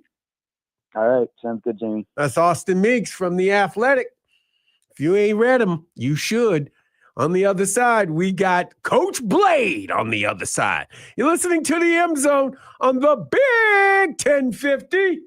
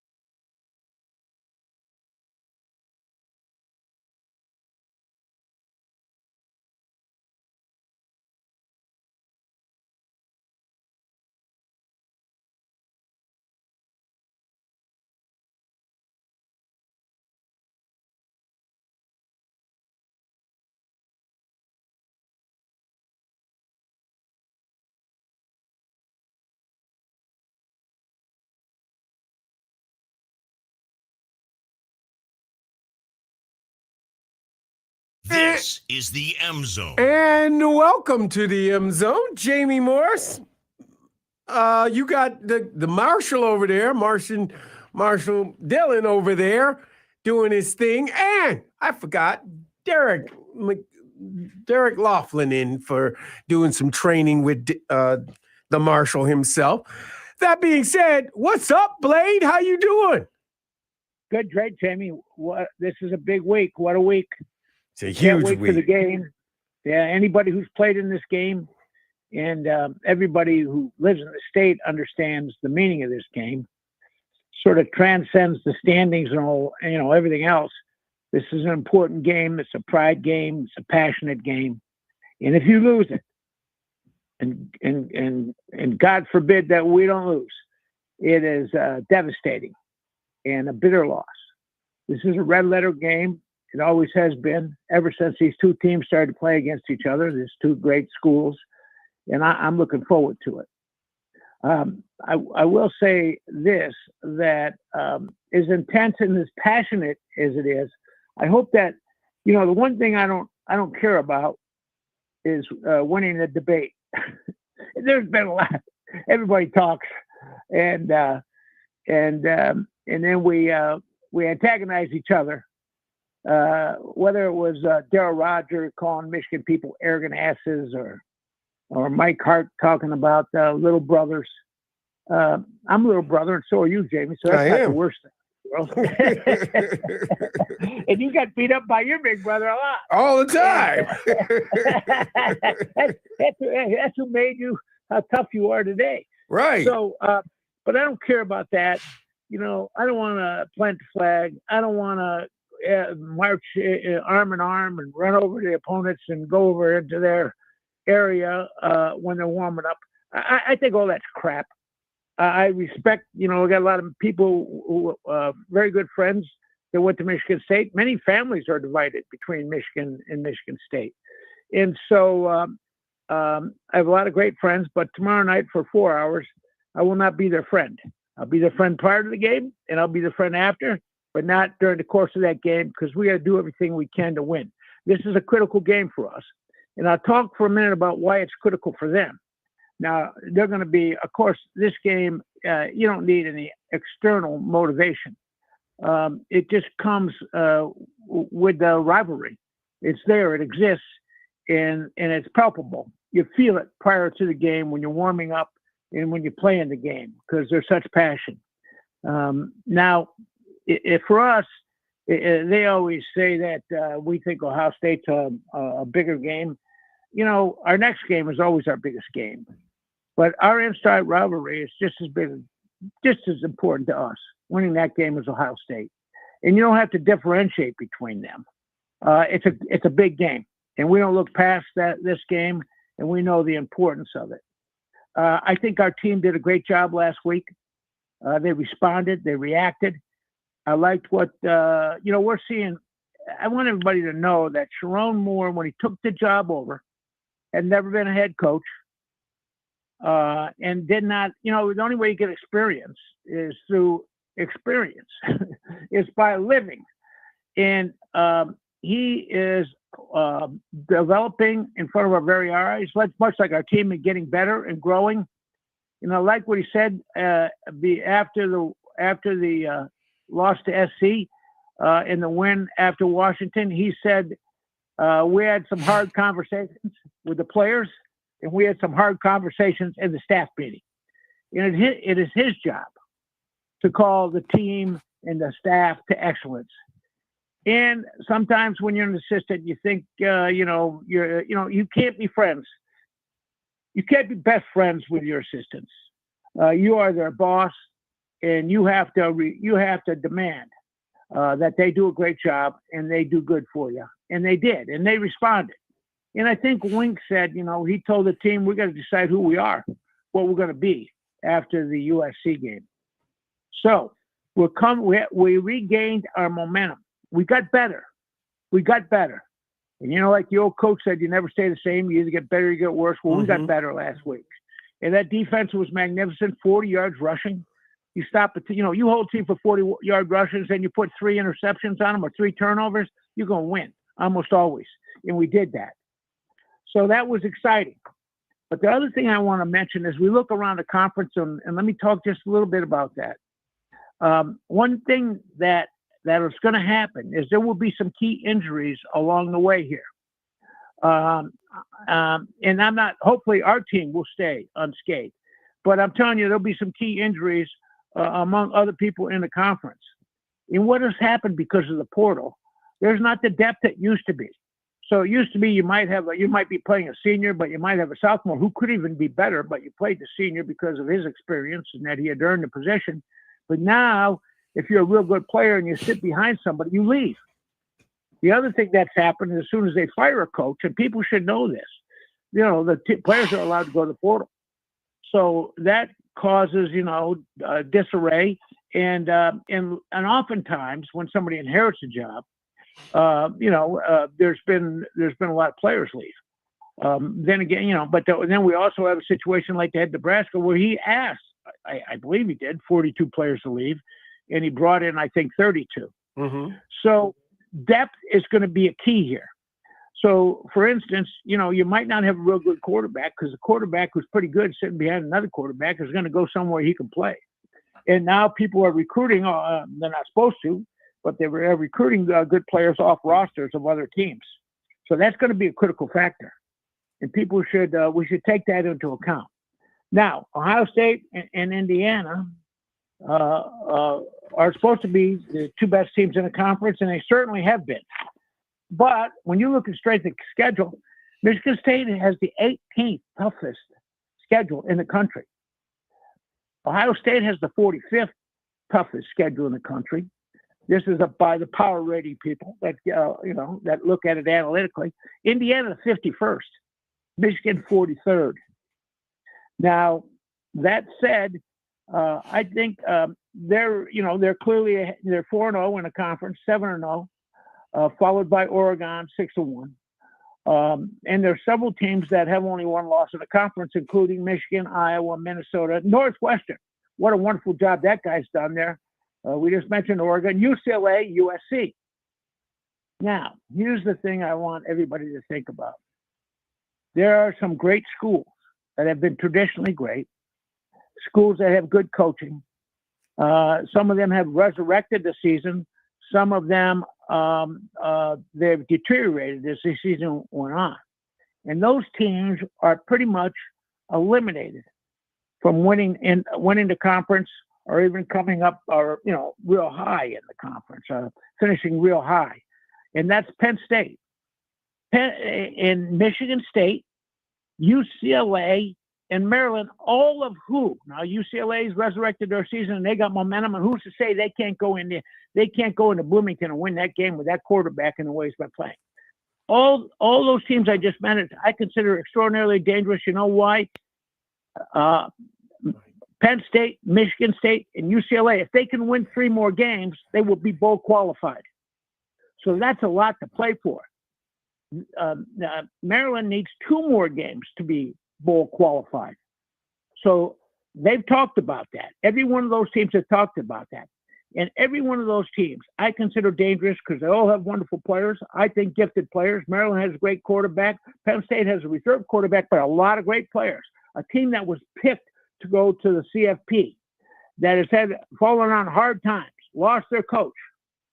Michigan State that has a wonderful quarterback, in my opinion. I think that kid's good. I think he's gifted. UCLA, who has a quarterback, came from Tennessee and has resurrected themselves after losing to New Mexico early on. And now they've put this streak together underneath young Neuheisel, the offensive coordinator. Those are dangerous teams, and they will be heard from. Mark my words, those teams will be heard from. And as I just said, who is to say that UCLA, with the momentum they have, they believe in themselves right now, and the confidence that they're showing now in the way they play cannot go into Bloomington this week and win. We'll see. Penn State's going to play Indiana and Ohio State. Those teams are going to be heard from. And I consider those teams dangerous because they're gifted enough. And you've been around, Jamie. We've been around. Me and you have been in those stadiums. Mm-hmm. When all of a sudden things, underdog starts playing great, they start to get momentum. They start to believe they can win, particularly if it's a home game, but even away games in the Big Ten Conference. And then all the things start going wrong against you. And it's very difficult to reverse that when it happens. That's why we have to be mentally prepared to play our very best game against Michigan State. Our very best game against Michigan State. Because we're going to get their best effort. Mark my words. The other thing that I want to mention is right now the Big Ten has 5 teams ranked in the top 20. The SEC has 10 teams ranked in the top 20. And you know the deal with the college football playoffs, that between the SEC and the Big Ten, you will get 7 teams. That means right now the Big Ten's going to get 3 teams. Now, who will that be? Who will that be? That's to be decided. That's to be decided in these upcoming games. And that's what makes it really exciting. Can you get in? And I thought maybe you can't get in with 3 losses. There is potential that somebody might get into CFP with 3 losses, particularly if they become the champions of the league. It's going to be tough, though. It's going to be very tough. You know, Notre Dame's playing better. CJ Carr, they beat a USC team. If I was USC, I would put Notre Dame in front of the schedule. And if they don't change, now they do it for money. I'm sure there's a lot of money involved in that game, but that doesn't do them any good to play a game like that in the middle of the season. That would be like us playing Notre Dame in the middle of the season. It would have no impact on the league and the outcome and who would become the champion, but it would sure take a lot of energy to win that game. So when we do initiate the rivalry again, we're going to play it in front. And if I was SC, I'd change that because that was not the same SC that played against us. Now, that's been the challenge for those teams sometimes, all teams, is that you win a big game and then you don't play as well the next game. That said, let's look at what's going on. I think, Michigan State, they have 3 great receivers. 3 great receivers. The tight end will play pro football. And then they have Marsh and they have a kid named Kelly, and those kids are good. Now Marsh has been hobbled all year, but he could play like as good as any receiver in the country and make big plays. He's from River Rouge. I wish we would have got him, but I don't know what happened there. But he's a wonderful player, Marsh. And Kelly came over at, I believe, I'm not sure where he came from. I don't believe it was Syracuse, but boy, he's a portal player and he's a good player. I like what this guy's a good coach too. Smith has been really, he's been really hammered by the press up there. They'd make a great mistake if they get rid of him. He came in after Mel Tucker. That place was a mess. A lot of kids left. He lost a lot of guys to the portal, and he's just rebuilding that thing. And he's a proven winner. He won at Oregon State. Not an easy place to win. So he runs that zone offense where he's going to run zone, and then the running backs are going to cut back and get big plays. That's why our backside, whether it's Moore, Barnum, or TJ Guy, has to restrict them. They can't get too far, but they have to restrict the run on the backside, and they have to do the same thing, of course, when they're going to run at us, because that they give the ball, and then they're going to get on the blocks. They're going to come off and block. They're going to lead block. Block their zone, and then the running back's going to make a cut on the basis of where he sees the hole. Then, of course, what they really like to do, which I love, is they like to bootleg, and they get the quarterback out in space. And when he's out there, he's hard to handle. Now, people are critical of him because they think he's been careless with the ball, and I think we stripped him maybe last year, if I recall. But this guy can beat you. He is good enough to beat you, and if he gets hot, and he starts to complete some passes, he's going to be hard for us to handle. So what we have to do is give him a bad play on first down, force them into a situation where we know they're going to pass, and then Barnum and those guys can lay their ears back and then go. We've got to have a great pass rush when it is a passing situation. So now let's look at what we're doing. Let's look at the balance. Remember, 50-50 balanced offenses are always the best. When we won the national title, we ran the ball 55% of the time. I've said this many times, and passed it 45% of the time. And we want to be effective passing and running. And of course, the run game would make the pass effective, and vice versa.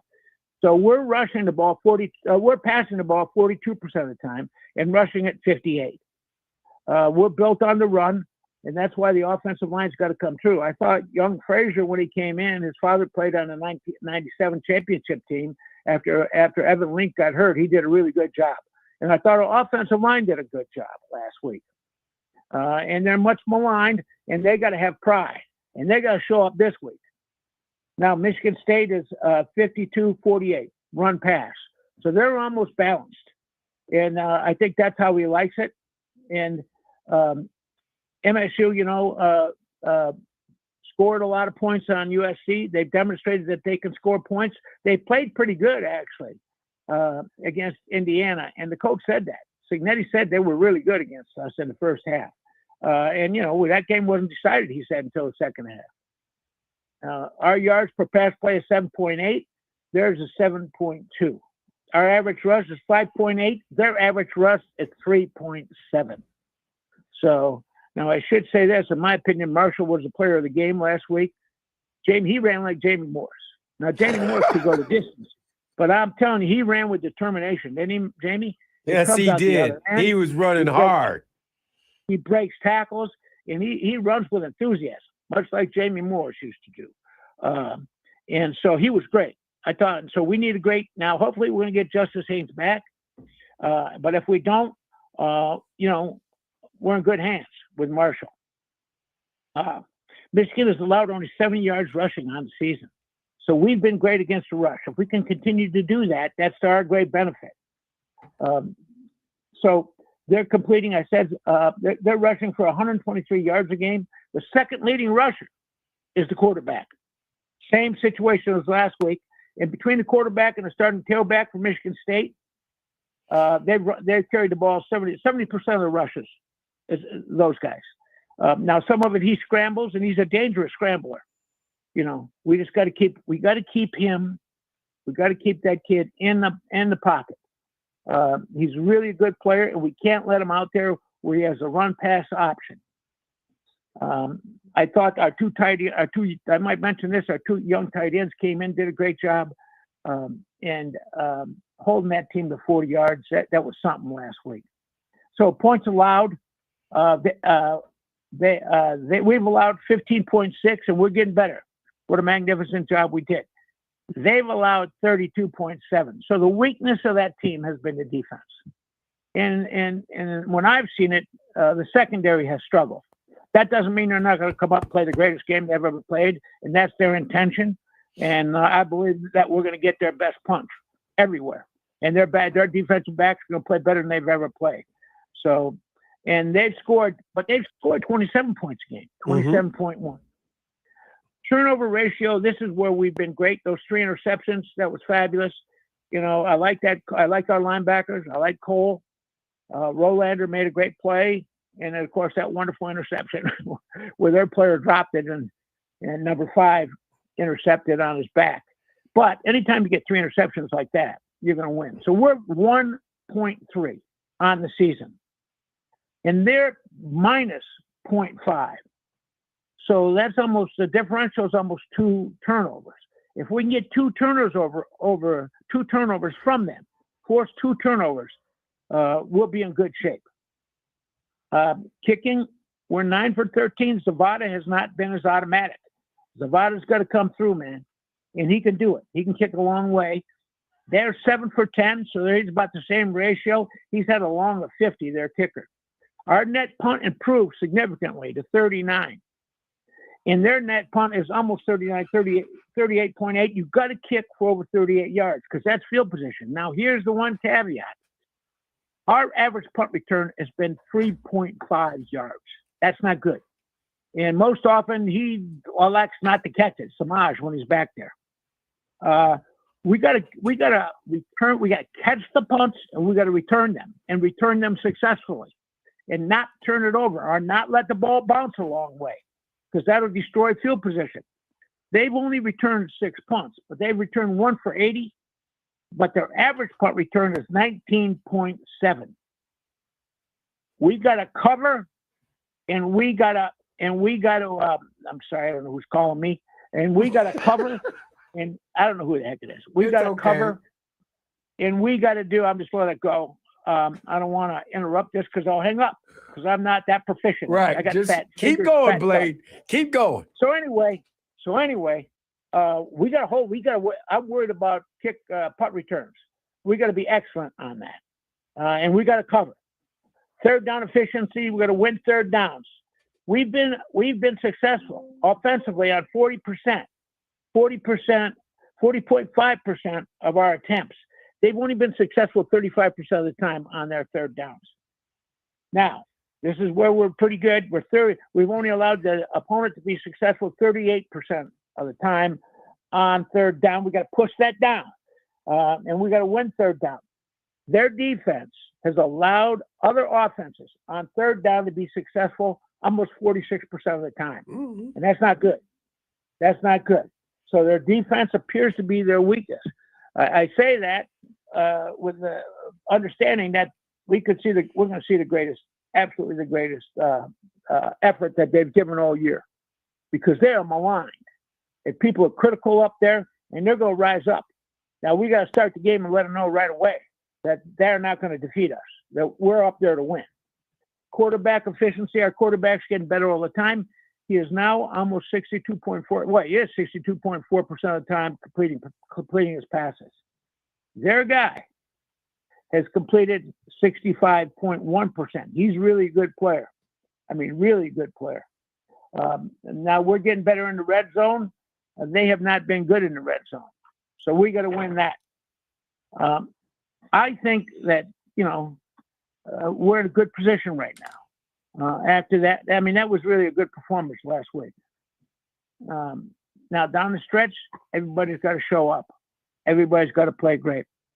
So the keys to me in this game, and I'm going to tell you what old Coach Schembecker would have said.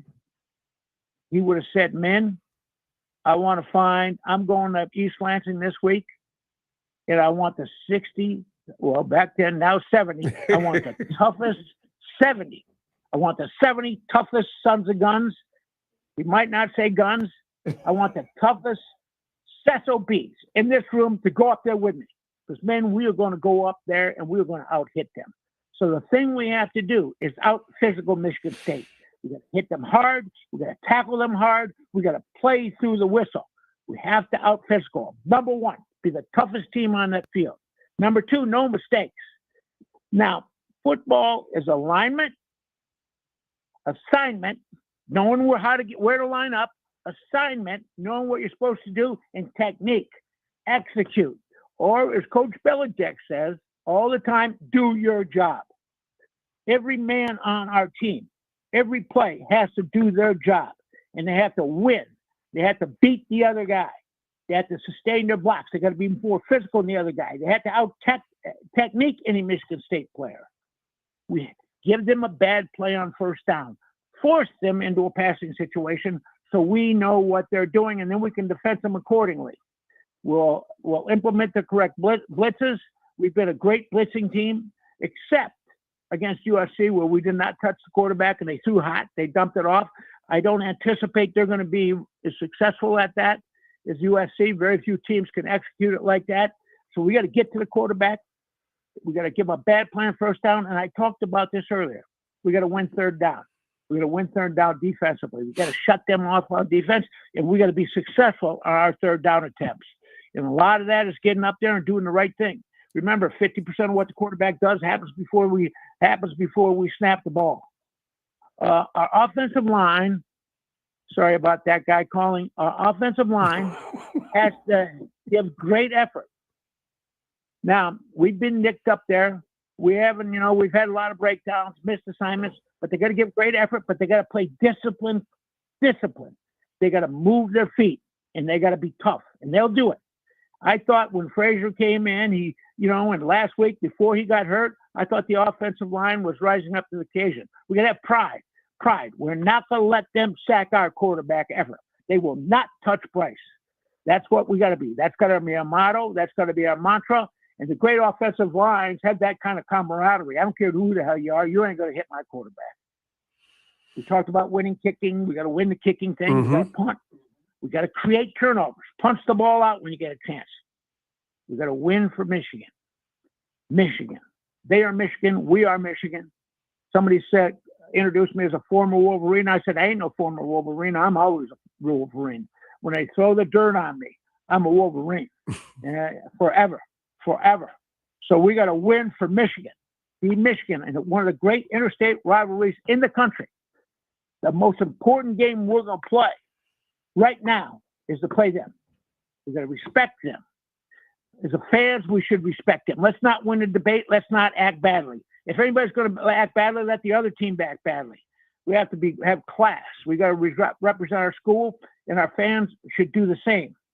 We got to never stop, no matter what happens. In the midst of adversity, if something goes wrong for us, we got to never stop. We got to have we got to be determined, and our mindset is we're going to win this game. We're going to win. Be consistent.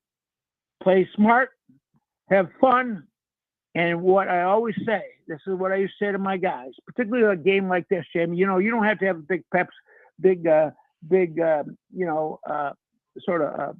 talk speech before the game. Right. You got to just say, this is what I would say. Let's not have too much adrenaline before the game. Let's not get too excited. Let's not waste our energy, because we want to have all our energy when that game starts, because we got to expend all our energy on that field. Gotcha. And today, Michigan, be at your very best. Coaches, be at your best.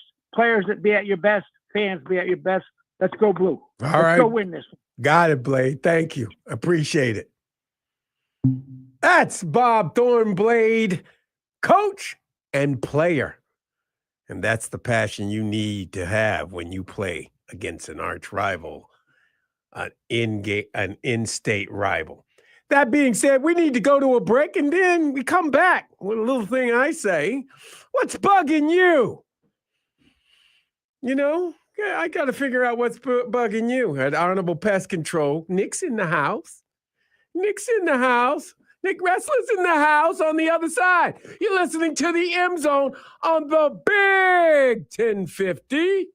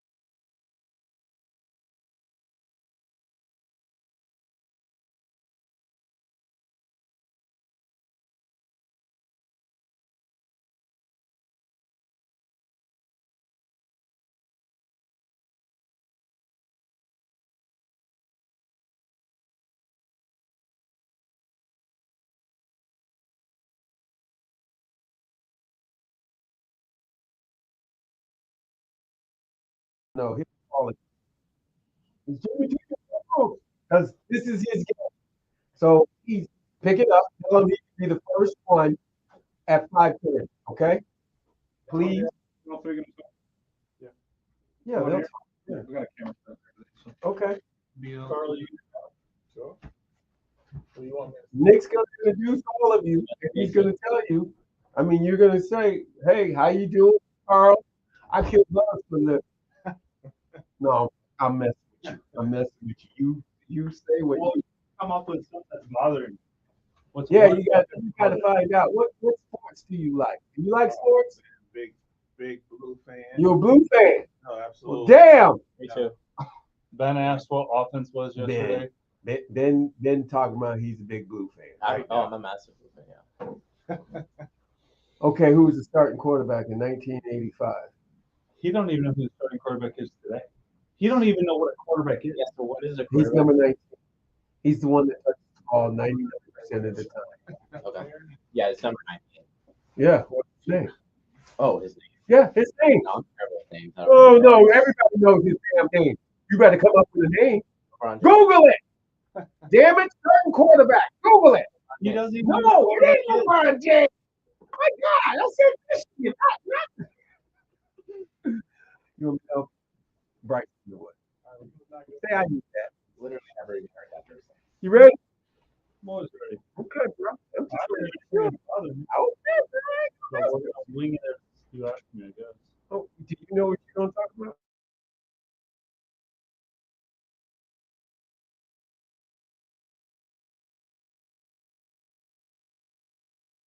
Okay, let's go. Sounds good. This is the M Zone. And welcome back to the M Zone. Jamie Morse, my man, the Marshall Plan, Dylan. And you got Derek Laughlin in the house. He's just doing part-time. He's just doing some part-time stuff. He training, making sure Marshall Dillon keeps his guns in his holster. You can't have him out there firing them all the time.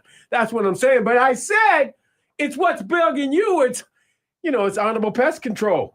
And my man Nick Russell's in the house. What's bugging him? This Michigan State thing. He ain't hearing no noise. Nobody talking smack. Where's everybody at? That's what he said to me, James. Nobody's talking smack.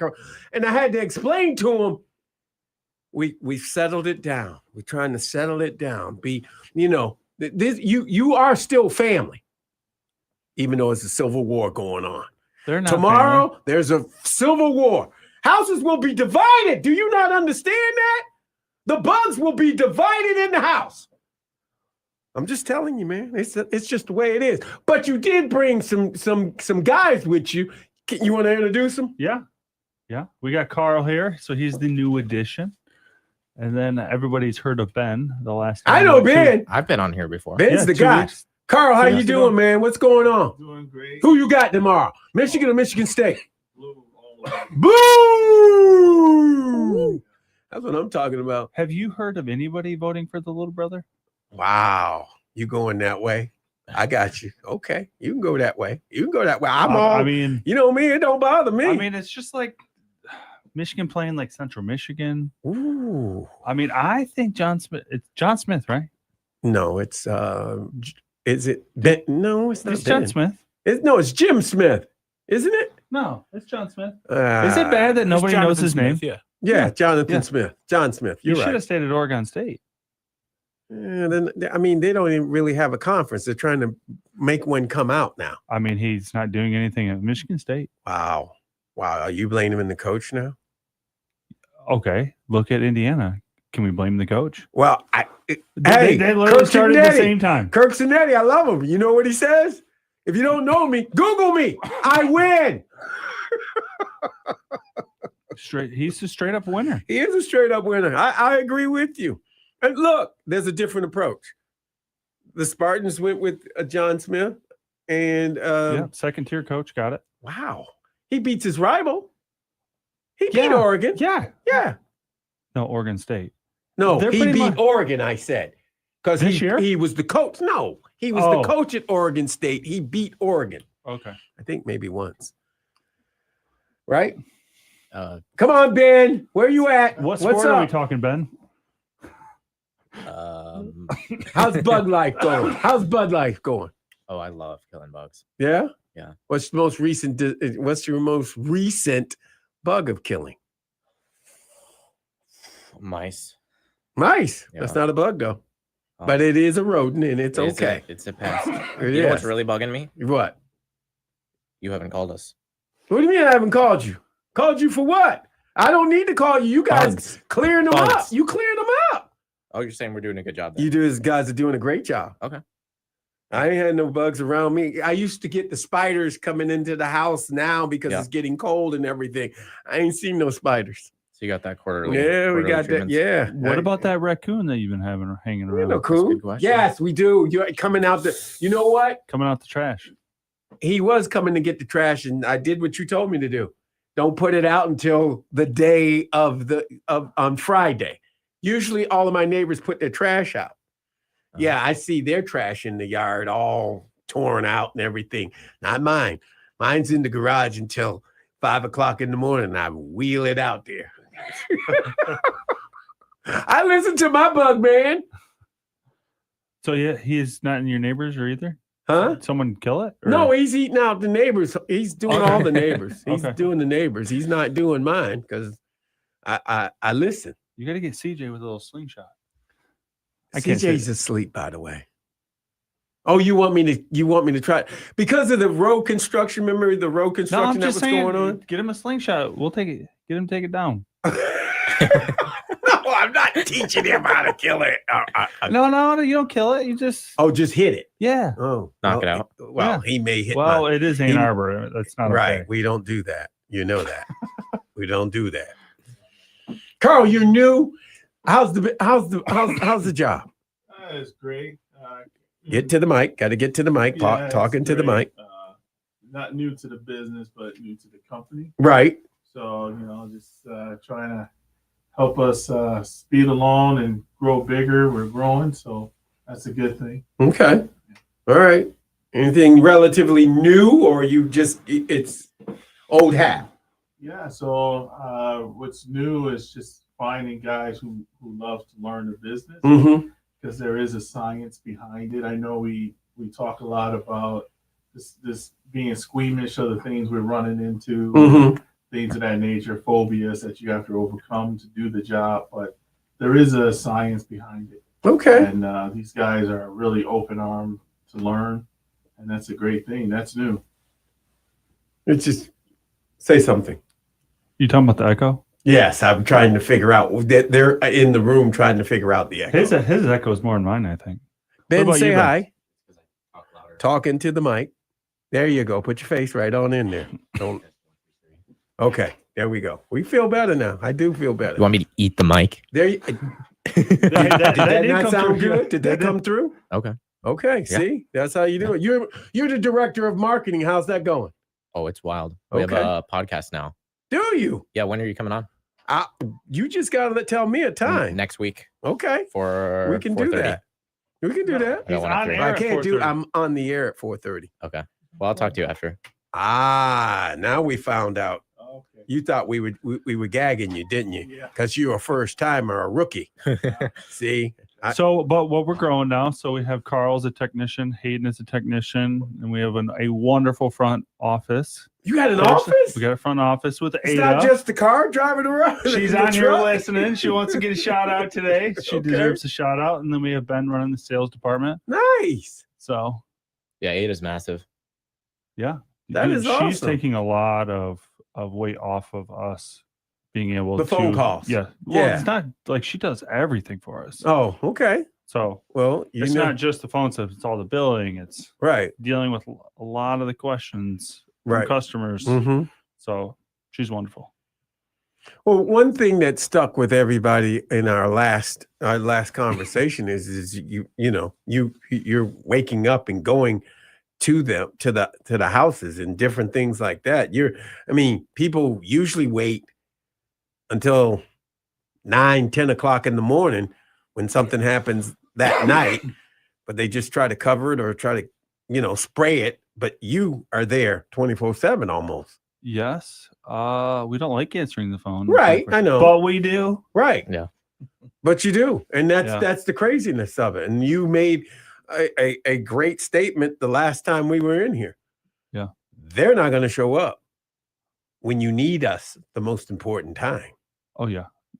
A lot of the businesses, when nobody else answers the phone call after 4:30, 5 o'clock, Mm-hmm. it's my phone. I think my phone rings the most that I've seen at nighttime. Okay. Well, that's when people are home. Well, I don't know recently because I don't answer the phone, but look how busy it is. I might be wrong. You see it? Yeah. Wow. But there's a lot of phone calls at night. Mm. 10 o'clock, 11 o'clock, midnight. I'll deal with it until I can get you in at 9. I'll deal with it. You would be surprised though. Like I have a spider in my house. Sir, do you know this is 1 a.m? Can you put me in your schedule tomorrow? Couldn't you have called me tomorrow morning, sir? Wow. But hey, you know what?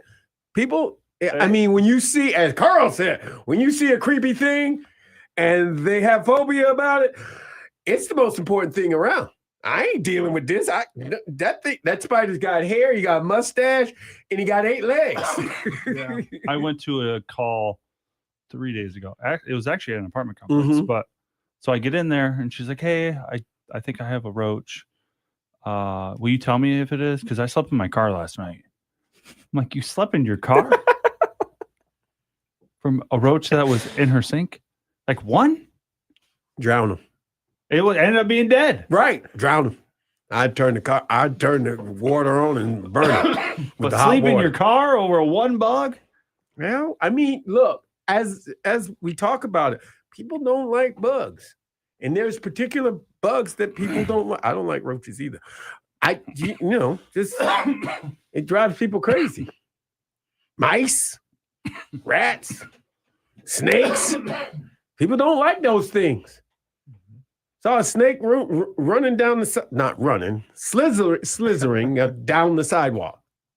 They have legs? They're running? No, they didn't run. How fast? Yeah. It does. I'm sure their 40 was faster than yours. Their 40 was not faster than mine. I just saw it on my walk, and I saw it.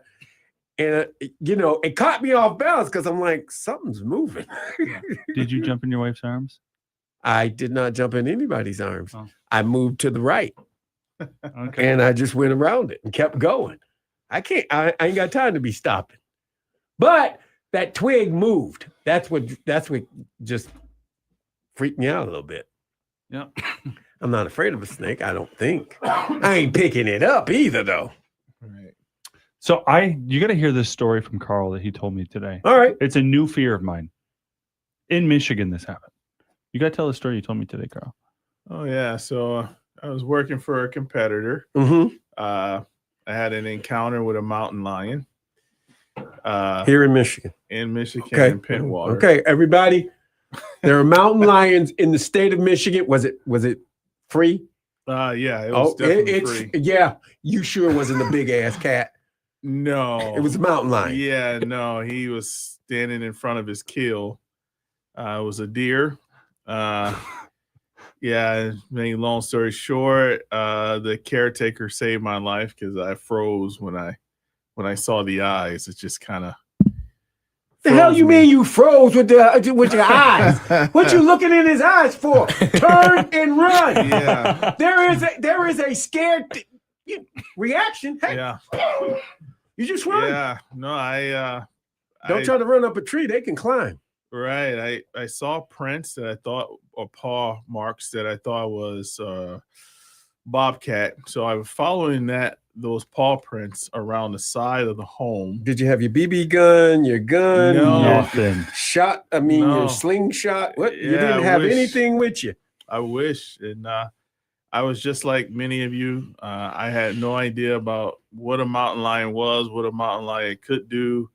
But I threatened it, and it let me know that he wasn't happy. And You went around his kill. No, I actually I didn't see it originally. The caretaker, when she got there, she jumped out the vehicle, told me to get into the home, to the cabin, and I kind of blew her off because I didn't really understand why she was there. And then she stopped as she was approaching me. She just froze, and that's when I turned around and I saw it, and it was in a pouncing stance. At that moment, I don't remember much.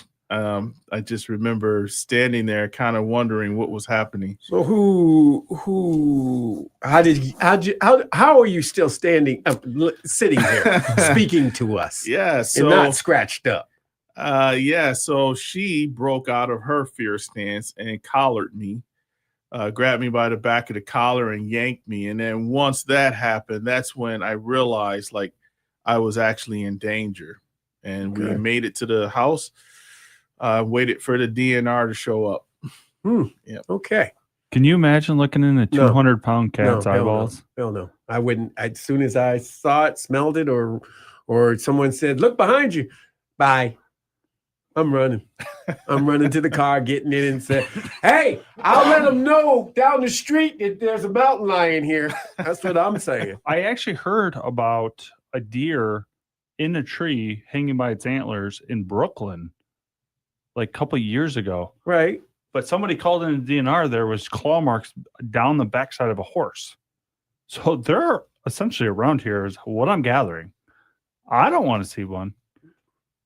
Please don't call me if you do see one. They calling you because you know how to deal with it. I don't know what I would do you and Carl if I rode saw up on a mountain lion. What do you do? What do you do? You call the live trap? Is that what you want me to do? Live catch it? I don't know. Don't sign me up for that. No, really. Yeah. That could explain some things here in Ann Arbor, but I'm not going to say anything right now. Maybe we have a couple loose. Yeah, just in the area. It's been weird because the deer have been coming out of the woods and running down the road, and I'm like, I asked my wife, I'm like, you reckon why? That was just me talking to her. You reckon why the deer are coming out so early in the morning, running down streets and different things like that? Did you ever see that radio interview of this lady calling in? She's like, I don't get it. Why do you guys put up deer crossing signs? Like, why are you guys trying to tell them to cross the street right here? Nobody's telling them. That we're telling the humans that they cross, who are driving, so you don't mess up your car. What would you say if a lady called in and said that? Why are you putting deer crossing signs in? Why are you trying to let the deer cross right here? Wow. I'm glad you deal with those calls. That is nice. That's nice of you. No, I heard that on, I think it was 1050. I heard it on. That's funny. That is funny. Well, we just heard it. So it's the change of the season. So we're pivoting more towards mice. Okay. You know, we're still in the they're box coming in, right? Yeah, we're still dealing with some box elder bugs still, but bees is hammering down. Bees are coming down, tampering down. Yep. So we're doing a lot of mice treatments right now. Mouse treatments. Yep. Okay. All right. So that's awesome. So, I mean, so if you got mice, you know who to call. I mean, there's been a few. You know what? I've been scraping them up and burying them because CJ doesn't let me throw them away. What? Yeah, what? So, you guys doing a little burial for it? Yes, because it died. And I said Uncle Nick killed it. I mean, it went over to the trap or grabbed something or ate something, and it's laying there next to the trap. And I'm like, scooped it up with the shovel and. Oh, Daddy, the ones in your garage. Yeah, you gotta bury it, Dad. I'm like, I was just gonna put it in the bag and throw it in the trash can. He said, Dad, I buried it. Yeah. Yeah. He gave you that look. Yeah, he gave me that look, and I buried it. I said, Uncle Nick, he'll be proud of us. So I just put him in Nick's car. Do you really? I let him find out the hard way. That's one way to find out. I mean, do you disposal of you if you catch a mouse, you do take them with you? Yeah, so we don't do live trap or snap traps. Right. Okay. Yeah. So we do a bait that dries them out. Yeah. That's good. When I find them, they're dead usually. That's a good thing. Yeah. So, like right now, you can't stop the mice from coming into your house. I mean, they can get so thin and so small. Right. Yes, and they And so, squeeze through. yeah. I've seen one squeeze through, get underneath the rubber of the garage. You know what I'm saying? The door, So and they squeeze in. we just put these bait stations in their highways and just be prepared for them to come because they're coming. Yeah. So it works perfectly. Yeah. So I look forward to scraping them. I walk around the garage and scrape them up. It's like your morning routine. Yeah, kind of on a Thursday because that's trash day. So I'm scooping them up and putting them in the trash. I could actually see that being therapeutic. Yeah.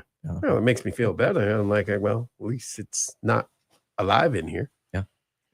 So you're going to come on our podcast next week? I will. I will. Okay.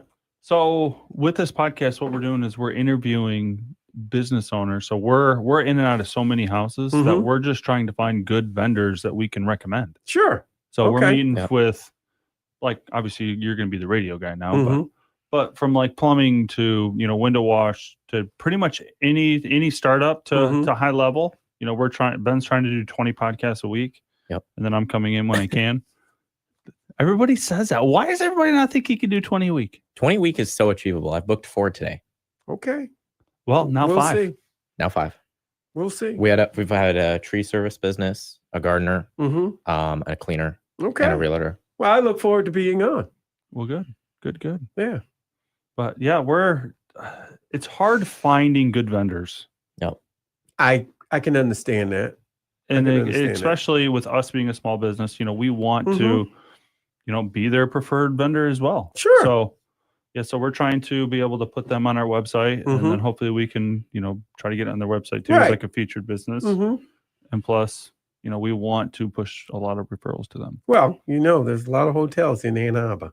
Oh, because of all the games that we play here and everything, and we have teams that come in and out of here. We have hockey games, we have baseball games, we have basketball games, women and men.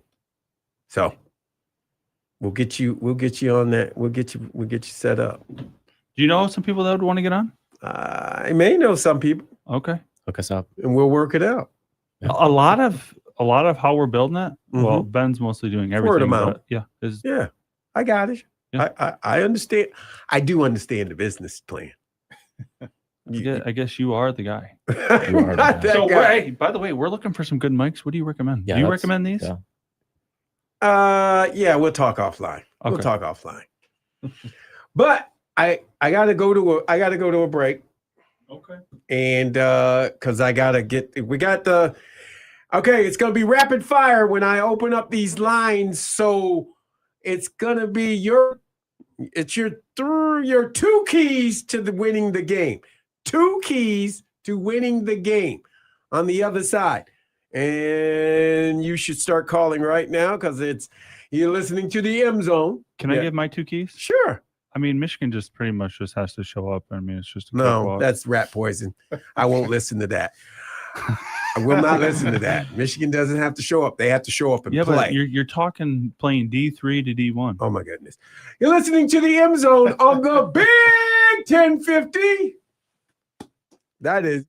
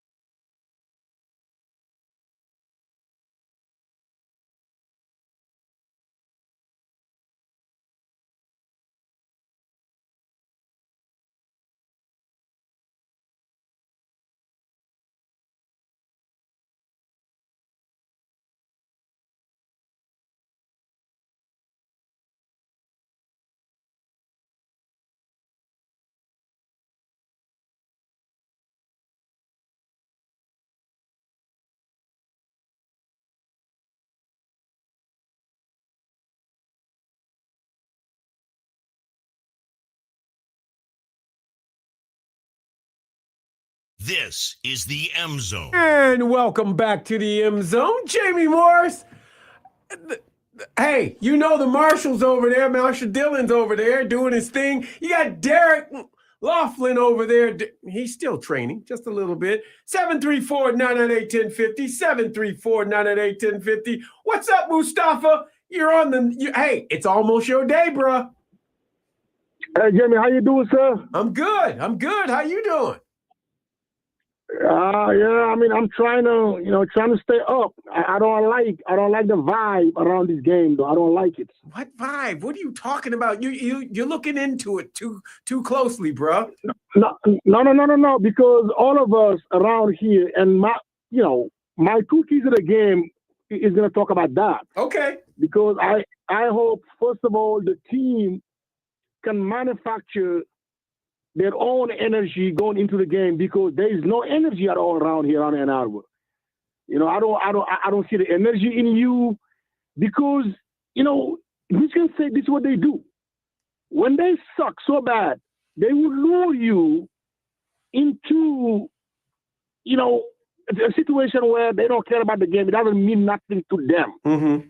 And now that will deflate. It's gonna deflate us going into that game tomorrow. Okay. And I hope, because everywhere you hear, those who used to talk about the game, I love Sam to death. He's been quiet. He's been so quiet this week. Even you today, you didn't open a phone line like usually. It's just like a preseason game or something. No, it's not a preseason game. We were doing business. We're doing what we're supposed to do, and look.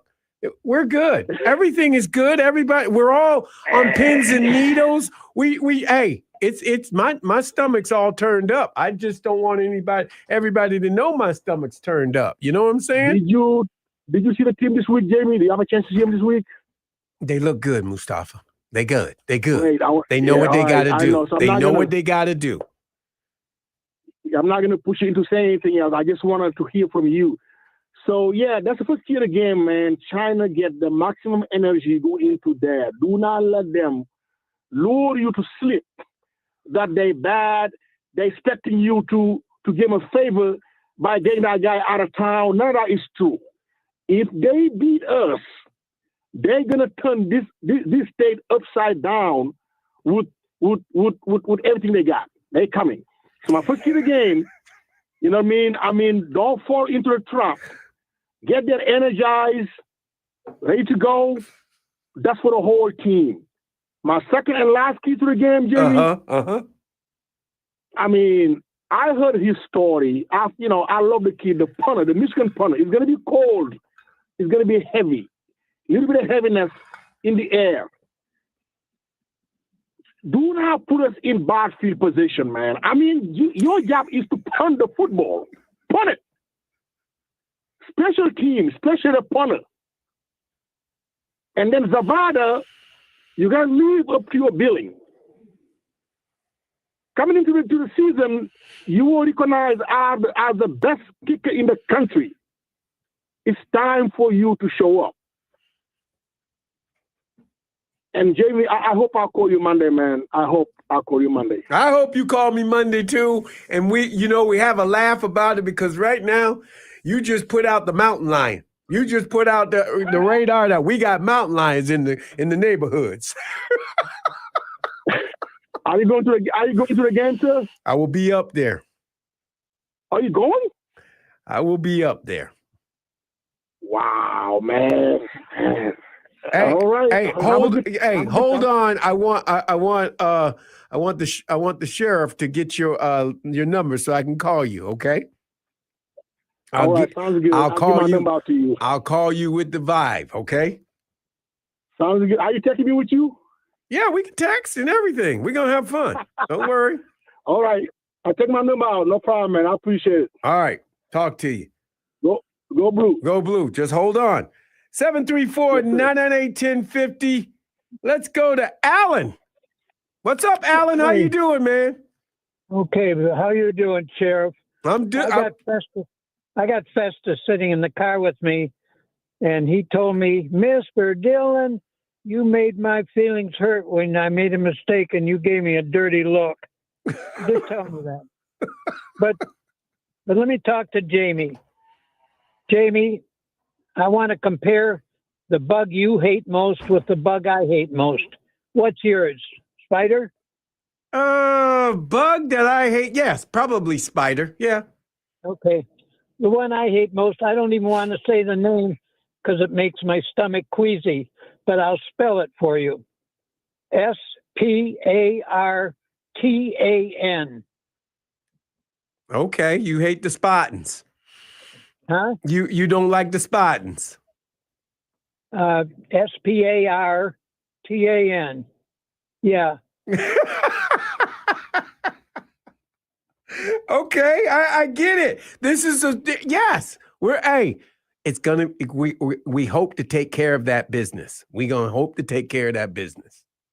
Well, one thing scares me every year we play them, Jamie. They out adrenaline us always.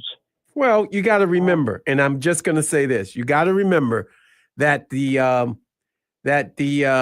this team hasn't won, and they need a win as bad as anybody, because I mean, there's a lot of bad things going on up there.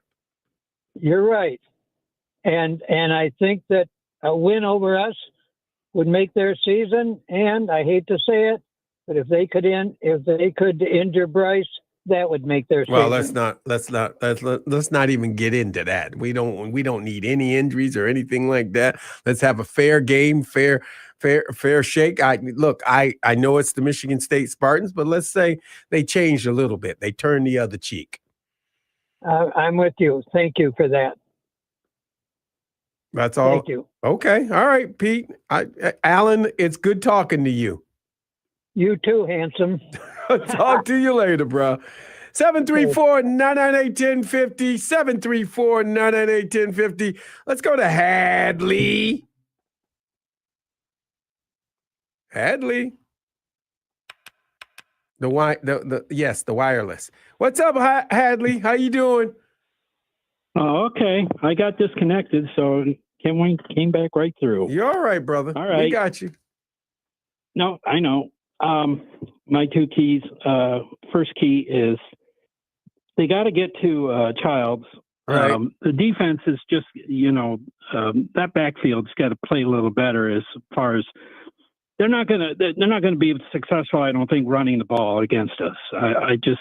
We bottled that up pretty good in all the games so far, and they don't really have any really good running backs like we do. So I hope we can bottle that up. But they got to bottle Childs up because we can see how he can escape. And he had some great runs against Indiana, and he can throw the ball and do a good job with that. But yeah, well, we got to get to him, make him go in the pocket. Like now, he's not as good as Williams was. Williams was good, and that was a close game, of course, going into the third quarter, but that's when we opened it up and got all those INTs and stuff. That's what Michigan's going to have to do if it's a close game. Mm-hmm. But if I was Michigan, first of all, I would take the ball. I would take the ball first, defer to the second, because, State, every team seems to score us the first time they get the ball. So maybe we got to reverse it. What do you think? Yeah, I mean that's a choice. I mean, if we get that choice, I think I would take the ball and go down the field on them, show them my offense. And I don't think we need to open it up with the running game right away. Let's throw some passes. Let's throw them off the track. Get those tight ends involved in there, and get all these other receivers that we got, and just have Underwood have fun. Let them go out there and have fun. This is going to be a tough game for them, but it's not as tough as Oklahoma was, okay, or USC for that matter. Hadley, I need your two keys. And my other key is just special teams. Okay. You know what we got to do with that. Okay, we got to just punt the ball and hope Savada can win it. But I say Michigan's going to cover the spread, 14. Sounds good. Thanks, Hadley. Appreciate it. 734-998-1050. Let's go to Peter. You got to answer Mustafa because he's giving you my number, his number. Hey, Jamie. How are you? Peter, what's going on, man? All right. We got quick two keys. The D-line's got to take charge. and avoid turnovers for the offense. You know, I hate MSU. It's not because back when I was a student, the Kirk Gibson group, they came in and took my seats. I got in a fight with the guys. But it goes back earlier. You know, my dad was an usher back in the 50s. They came in here with Bubba, kill, they were saying in the mid-50s, kill, Bubba, kill. And they killed us that day. My dad, for some reason, he, I don't know, he left me there. he drove home. It was raining and cold. I'm an 8-year-old kid. I had to walk all the way back home in West Side Ann Arbor from the stadium. And I'm going up Stadium Boulevard, and the Sparties were partying. They're in their big bus heading back to Lansing, and they're cheering, and they're yelling out the window at me in their bus. You know, I'm a little kid crying, you know, because we lost, and they're throwing beer cans at me. They hit me with beer cans. Oh. So ever since then, I've hated those Sparties. Yeah, that's my quick story. I'm sorry that happened to you. Yeah, well, I got over it now because I grew up. But no, I'm just sorry that happened yeah. to you. That's not well, nice. That shows what kind of students they had there and what kind of fans they have. So they would throw beer cans at little kids. So anyways, that's it. Go Blue tomorrow. Thanks, Peter. For the call. Appreciate it. Yep, 734-998-1050. 734-998-1050. Let's go to Dennis in the OC. Jamie, how the heck are you? I'm good, Dennis. How are you? I'm doing well also. So, boy, we really thought of you last week with that great running attack, and then the number 23 featured prominently there in the great second half. I'm not gonna lie, it made me feel proud to see 23 busting it up in that middle and running people over. Well, that and the great interception, right? By Cole Sullivan. So 23 on both sides of the ball. Yes, they did it on both sides of the ball, which was awesome. That's right. So Washington still they're having nightmares about 23, just like our opponents had nightmares about 23 back when you down to the maize and blue and defended Western civilization so successfully in your day. So anyway, looking at this game, and so I think we have a new slogan. That was Peter, right? So it's win one for Peter. That was Peter. Yes. Yes, we have to avenge Peter. And what happened? I'm wondering if that might have been like 1967. That's the first time I went to that game. But it wasn't a cold, rainy game, so I guess it must have been a different one. Anyway, the two keys are trying to figure. I mean, you think of all the usual things. I mean, winning the line of scrimmage, being better at blocking and tackling, win the turnovers, and that sort of thing. And I guess the main thing I was looking at was I just felt that looking at the quality of coaching and the talent we have on our team, compared to Michigan State, is down. And how they performed and how we performed. If we don't take anything for granted, I really think we should be able to win this one. And as Hadley said, and beat the spread. I think we'll see that. And maybe there's a silver lining from the debacle at USC that was so ugly and yet so recent. I think it makes it extremely unlikely that this team is taking anything for granted and that they're not just focused on getting this win. So I'm sure that's the case. It's going to be. That night game up there, but eventually those Wolverines will silence that crowd, except for the maize and blue faithful that'll be there. And even though that the uniform combo is my least favorite of what we wear, we've had some big wins wearing that, including in East Lansing, last year in Columbus. Right. So, I think the only thing we can say is, oh, Jamie Morris, God bless your cotton picking maize and blue Michigan heart. Those Wolverines are just itching to go up there to the little house on the Red Cedar. And they're going to go into that woodshed, and they're going to get a great big Michigan victory up there. They're still looking to get revenge for what happened up there in 2021 when they stole that game away from us. They're still remembering what happened in different altercations that those Spartans initiated and then tried to blame Michigan. Those Wolverines are not to be denied, as Bryce Underwood shows his continued maturation as he's growing the young man that leads this team so expertly, so politely, and so effectively. And those Wolverines are going to be blocking and tackling better than their opponents.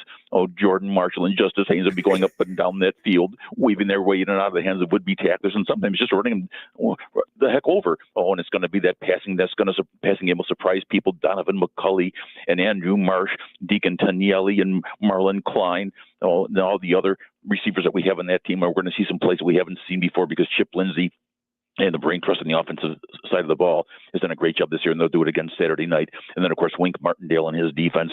Oh, they're going to put to rest a lot of those chirping boo birds that have been out there on the Wolverines, but they're going to show the Spartans just what's up. And once again, the great state of Michigan will be maize and blue, and those Spartans will be green with envy and white with fright. They'll wish they played for Michigan, and those Wolverines will once again bring home the great Paul Bunyan Trophy and put it right back where it should be, right there in Schembechler Hall. I can hardly wait. You can hardly wait. We'll all be seeing the victors, and if anybody's worried about anybody losing focus, don't forget, Jamie's going to be there, and he'll look those players right in the eye. That'll straighten them out. Yes, sir. Hail to the victors, and let's go blue, and keep up the great work, Jamie. Thanks, Dennis. Appreciate it. 734-998-1050. What's up, Philly E? You closing this out. Oh, okay. That's perfect. So what do I want? The keys. Yeah. Let's not complicate things on defense. I want keep it simple. I want our kids to play fast and confident. I want them to be in the right space and just fly to the football, play 100 miles an hour, and run to the football. That would be number one. Mm-hmm. Number two, play with discipline. Mm-hmm. Let's not fall for the Sparty, rope-a-dope nonsense, goad them into, tricks and penalties and all that other crap. And of course, playing with, let's avoid penalties too on both sides of the ball. No false starts, none of that crap. And of course, with discipline, you got to play with leverage. We don't need any heroes out there missing their run fits, especially on the edges. This is a dual threat quarterback. Do not let this guy on the perimeter under no friggin' circumstances. So the edges really got to do a good job. All right. Just do your job, man, and trust your teammates. So those are my two keys. Listen, this might be the week. This could be the week where this thing really starts to crystallize, because that I know that and everybody knows we got dudes on this team. It's just a matter of these pieces finally fitting together. So maybe this is the week where the QB, the receiving core, the tight ends, the running backs all make significant contributions, and the defense on the other side of the ball just does their job. They tackle in space, right? Mm-hmm. And they keep this quarterback in check, and maybe even force some turnovers, because this guy is known to cough up a couple of games. Correct, Amundo? You're right. Yeah. So 2 weeks later, after the debacle on the West Coast, I'm going to give you the same friggin' score, 31-13, the good guys. And I love the fact that there's no chirping this week. Probably has something to do with their coach, not just the lack of success they've been having, but I don't think that he thrives on all that nonsense either. I don't think he's that kind of dude. If the other idiot was still there, you already know that there would have been, it would have been toxic as hell. There would have been all kinds of chirping back and forth. So I'm glad it's like this. This needs to be a business trip. Let's just go up there and a business and be business-like, kick this team's ass. And well, listen, we need to be playing ourselves. We're a work in progress, regardless of who's in those helmets. We're trying to become a better football team, and they're in the way. Doesn't matter who we're playing this week.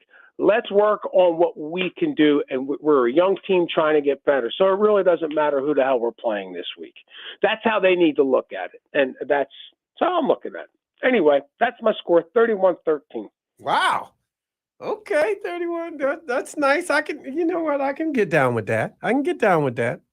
31-13. I'm not, like I said, I'm not crazy about the 7:30 or 7. Now it's 7:45. 7:45. Well, you got to give them 15 minutes to talk. Philly, you know how that is. No, TV. I'm just saying. I would have loved it. I mean, this would have been fine at 3:30. I could live at 3:30. I would have loved this at noon. No, we're on. Wait a minute. We're gonna be on night games for the next couple of weeks. You know that, right? I'm not a fan of night games. I'm not. Just not. Oh, and by the way, great job yesterday. You brought up a great point. I couldn't get to it because I was at the end of the show. But that Ohtani thing that you were talking about, if he'd have had that performance 30 years ago, oh my God, he would have been a Greek god. They would have carried him around. They probably would have had the city of LA. They would have did a parade for him. Think about that. No. But here's and you know what? It really starts with the four-letter network, the four-letter network. They push their agendas, and they have put baseball so far on the back burner. And regardless what you think, whatever that company or whatever that station is pumping out, everybody just kind of follows in line. No, you're right. If they want to push the narrative, everybody will fall in line. And the baseball is not the narrative, according to them, because they got the social agendas to push, and baseball isn't a part of that. But Philly, what he has done, no other man has done. I get it, Babe Ruth. I wasn't alive to see Babe Ruth play. I'm alive to see Ohtani play. And all the history books don't say that Babe Ruth hit 4 home runs and had 10 strikeouts. I'm sorry. That just baseball's been around for a freaking long time. I get it, but you know what? Today's media doesn't care. Okay. They care about different things, and a lot of it is agenda driven. You know, I'm with you. Me talking about baseball. I'm just trying to tell you this is why. The media is not. They could care less. No, I get it. Less. I get it, bro. But I mean, it's the disgrace. If they want lack of coverage that is getting. If they want their sport to come back, baseball should be shoving it in people's face. I mean, the greatest. They should be calling him the greatest athlete in sports. I get it, but if the national media is not going to push the narrative, then there's no story. No, I get it. I get what you're saying. Sports Illustrated online should be pushing it. Everybody should be pushing it. I mean, it's not. He's not getting the coverage. That's what I'm saying. Well, Jamie, you know what? You're looking at it from a boomer perspective because me and you grew up when this sport meant. I know. Like when the World Series came on in the '70s. We interrupt this. I mean, it was like the world stopped. No, American you're right. League champions playing a National League championship. These freaking Philly, people we're gonna get hung up on, so we got to go. We'll talk to you later. Hey, you have a good weekend and go blue. That's gonna do it for the show today. You're listening to the M Zone on the Big 1050.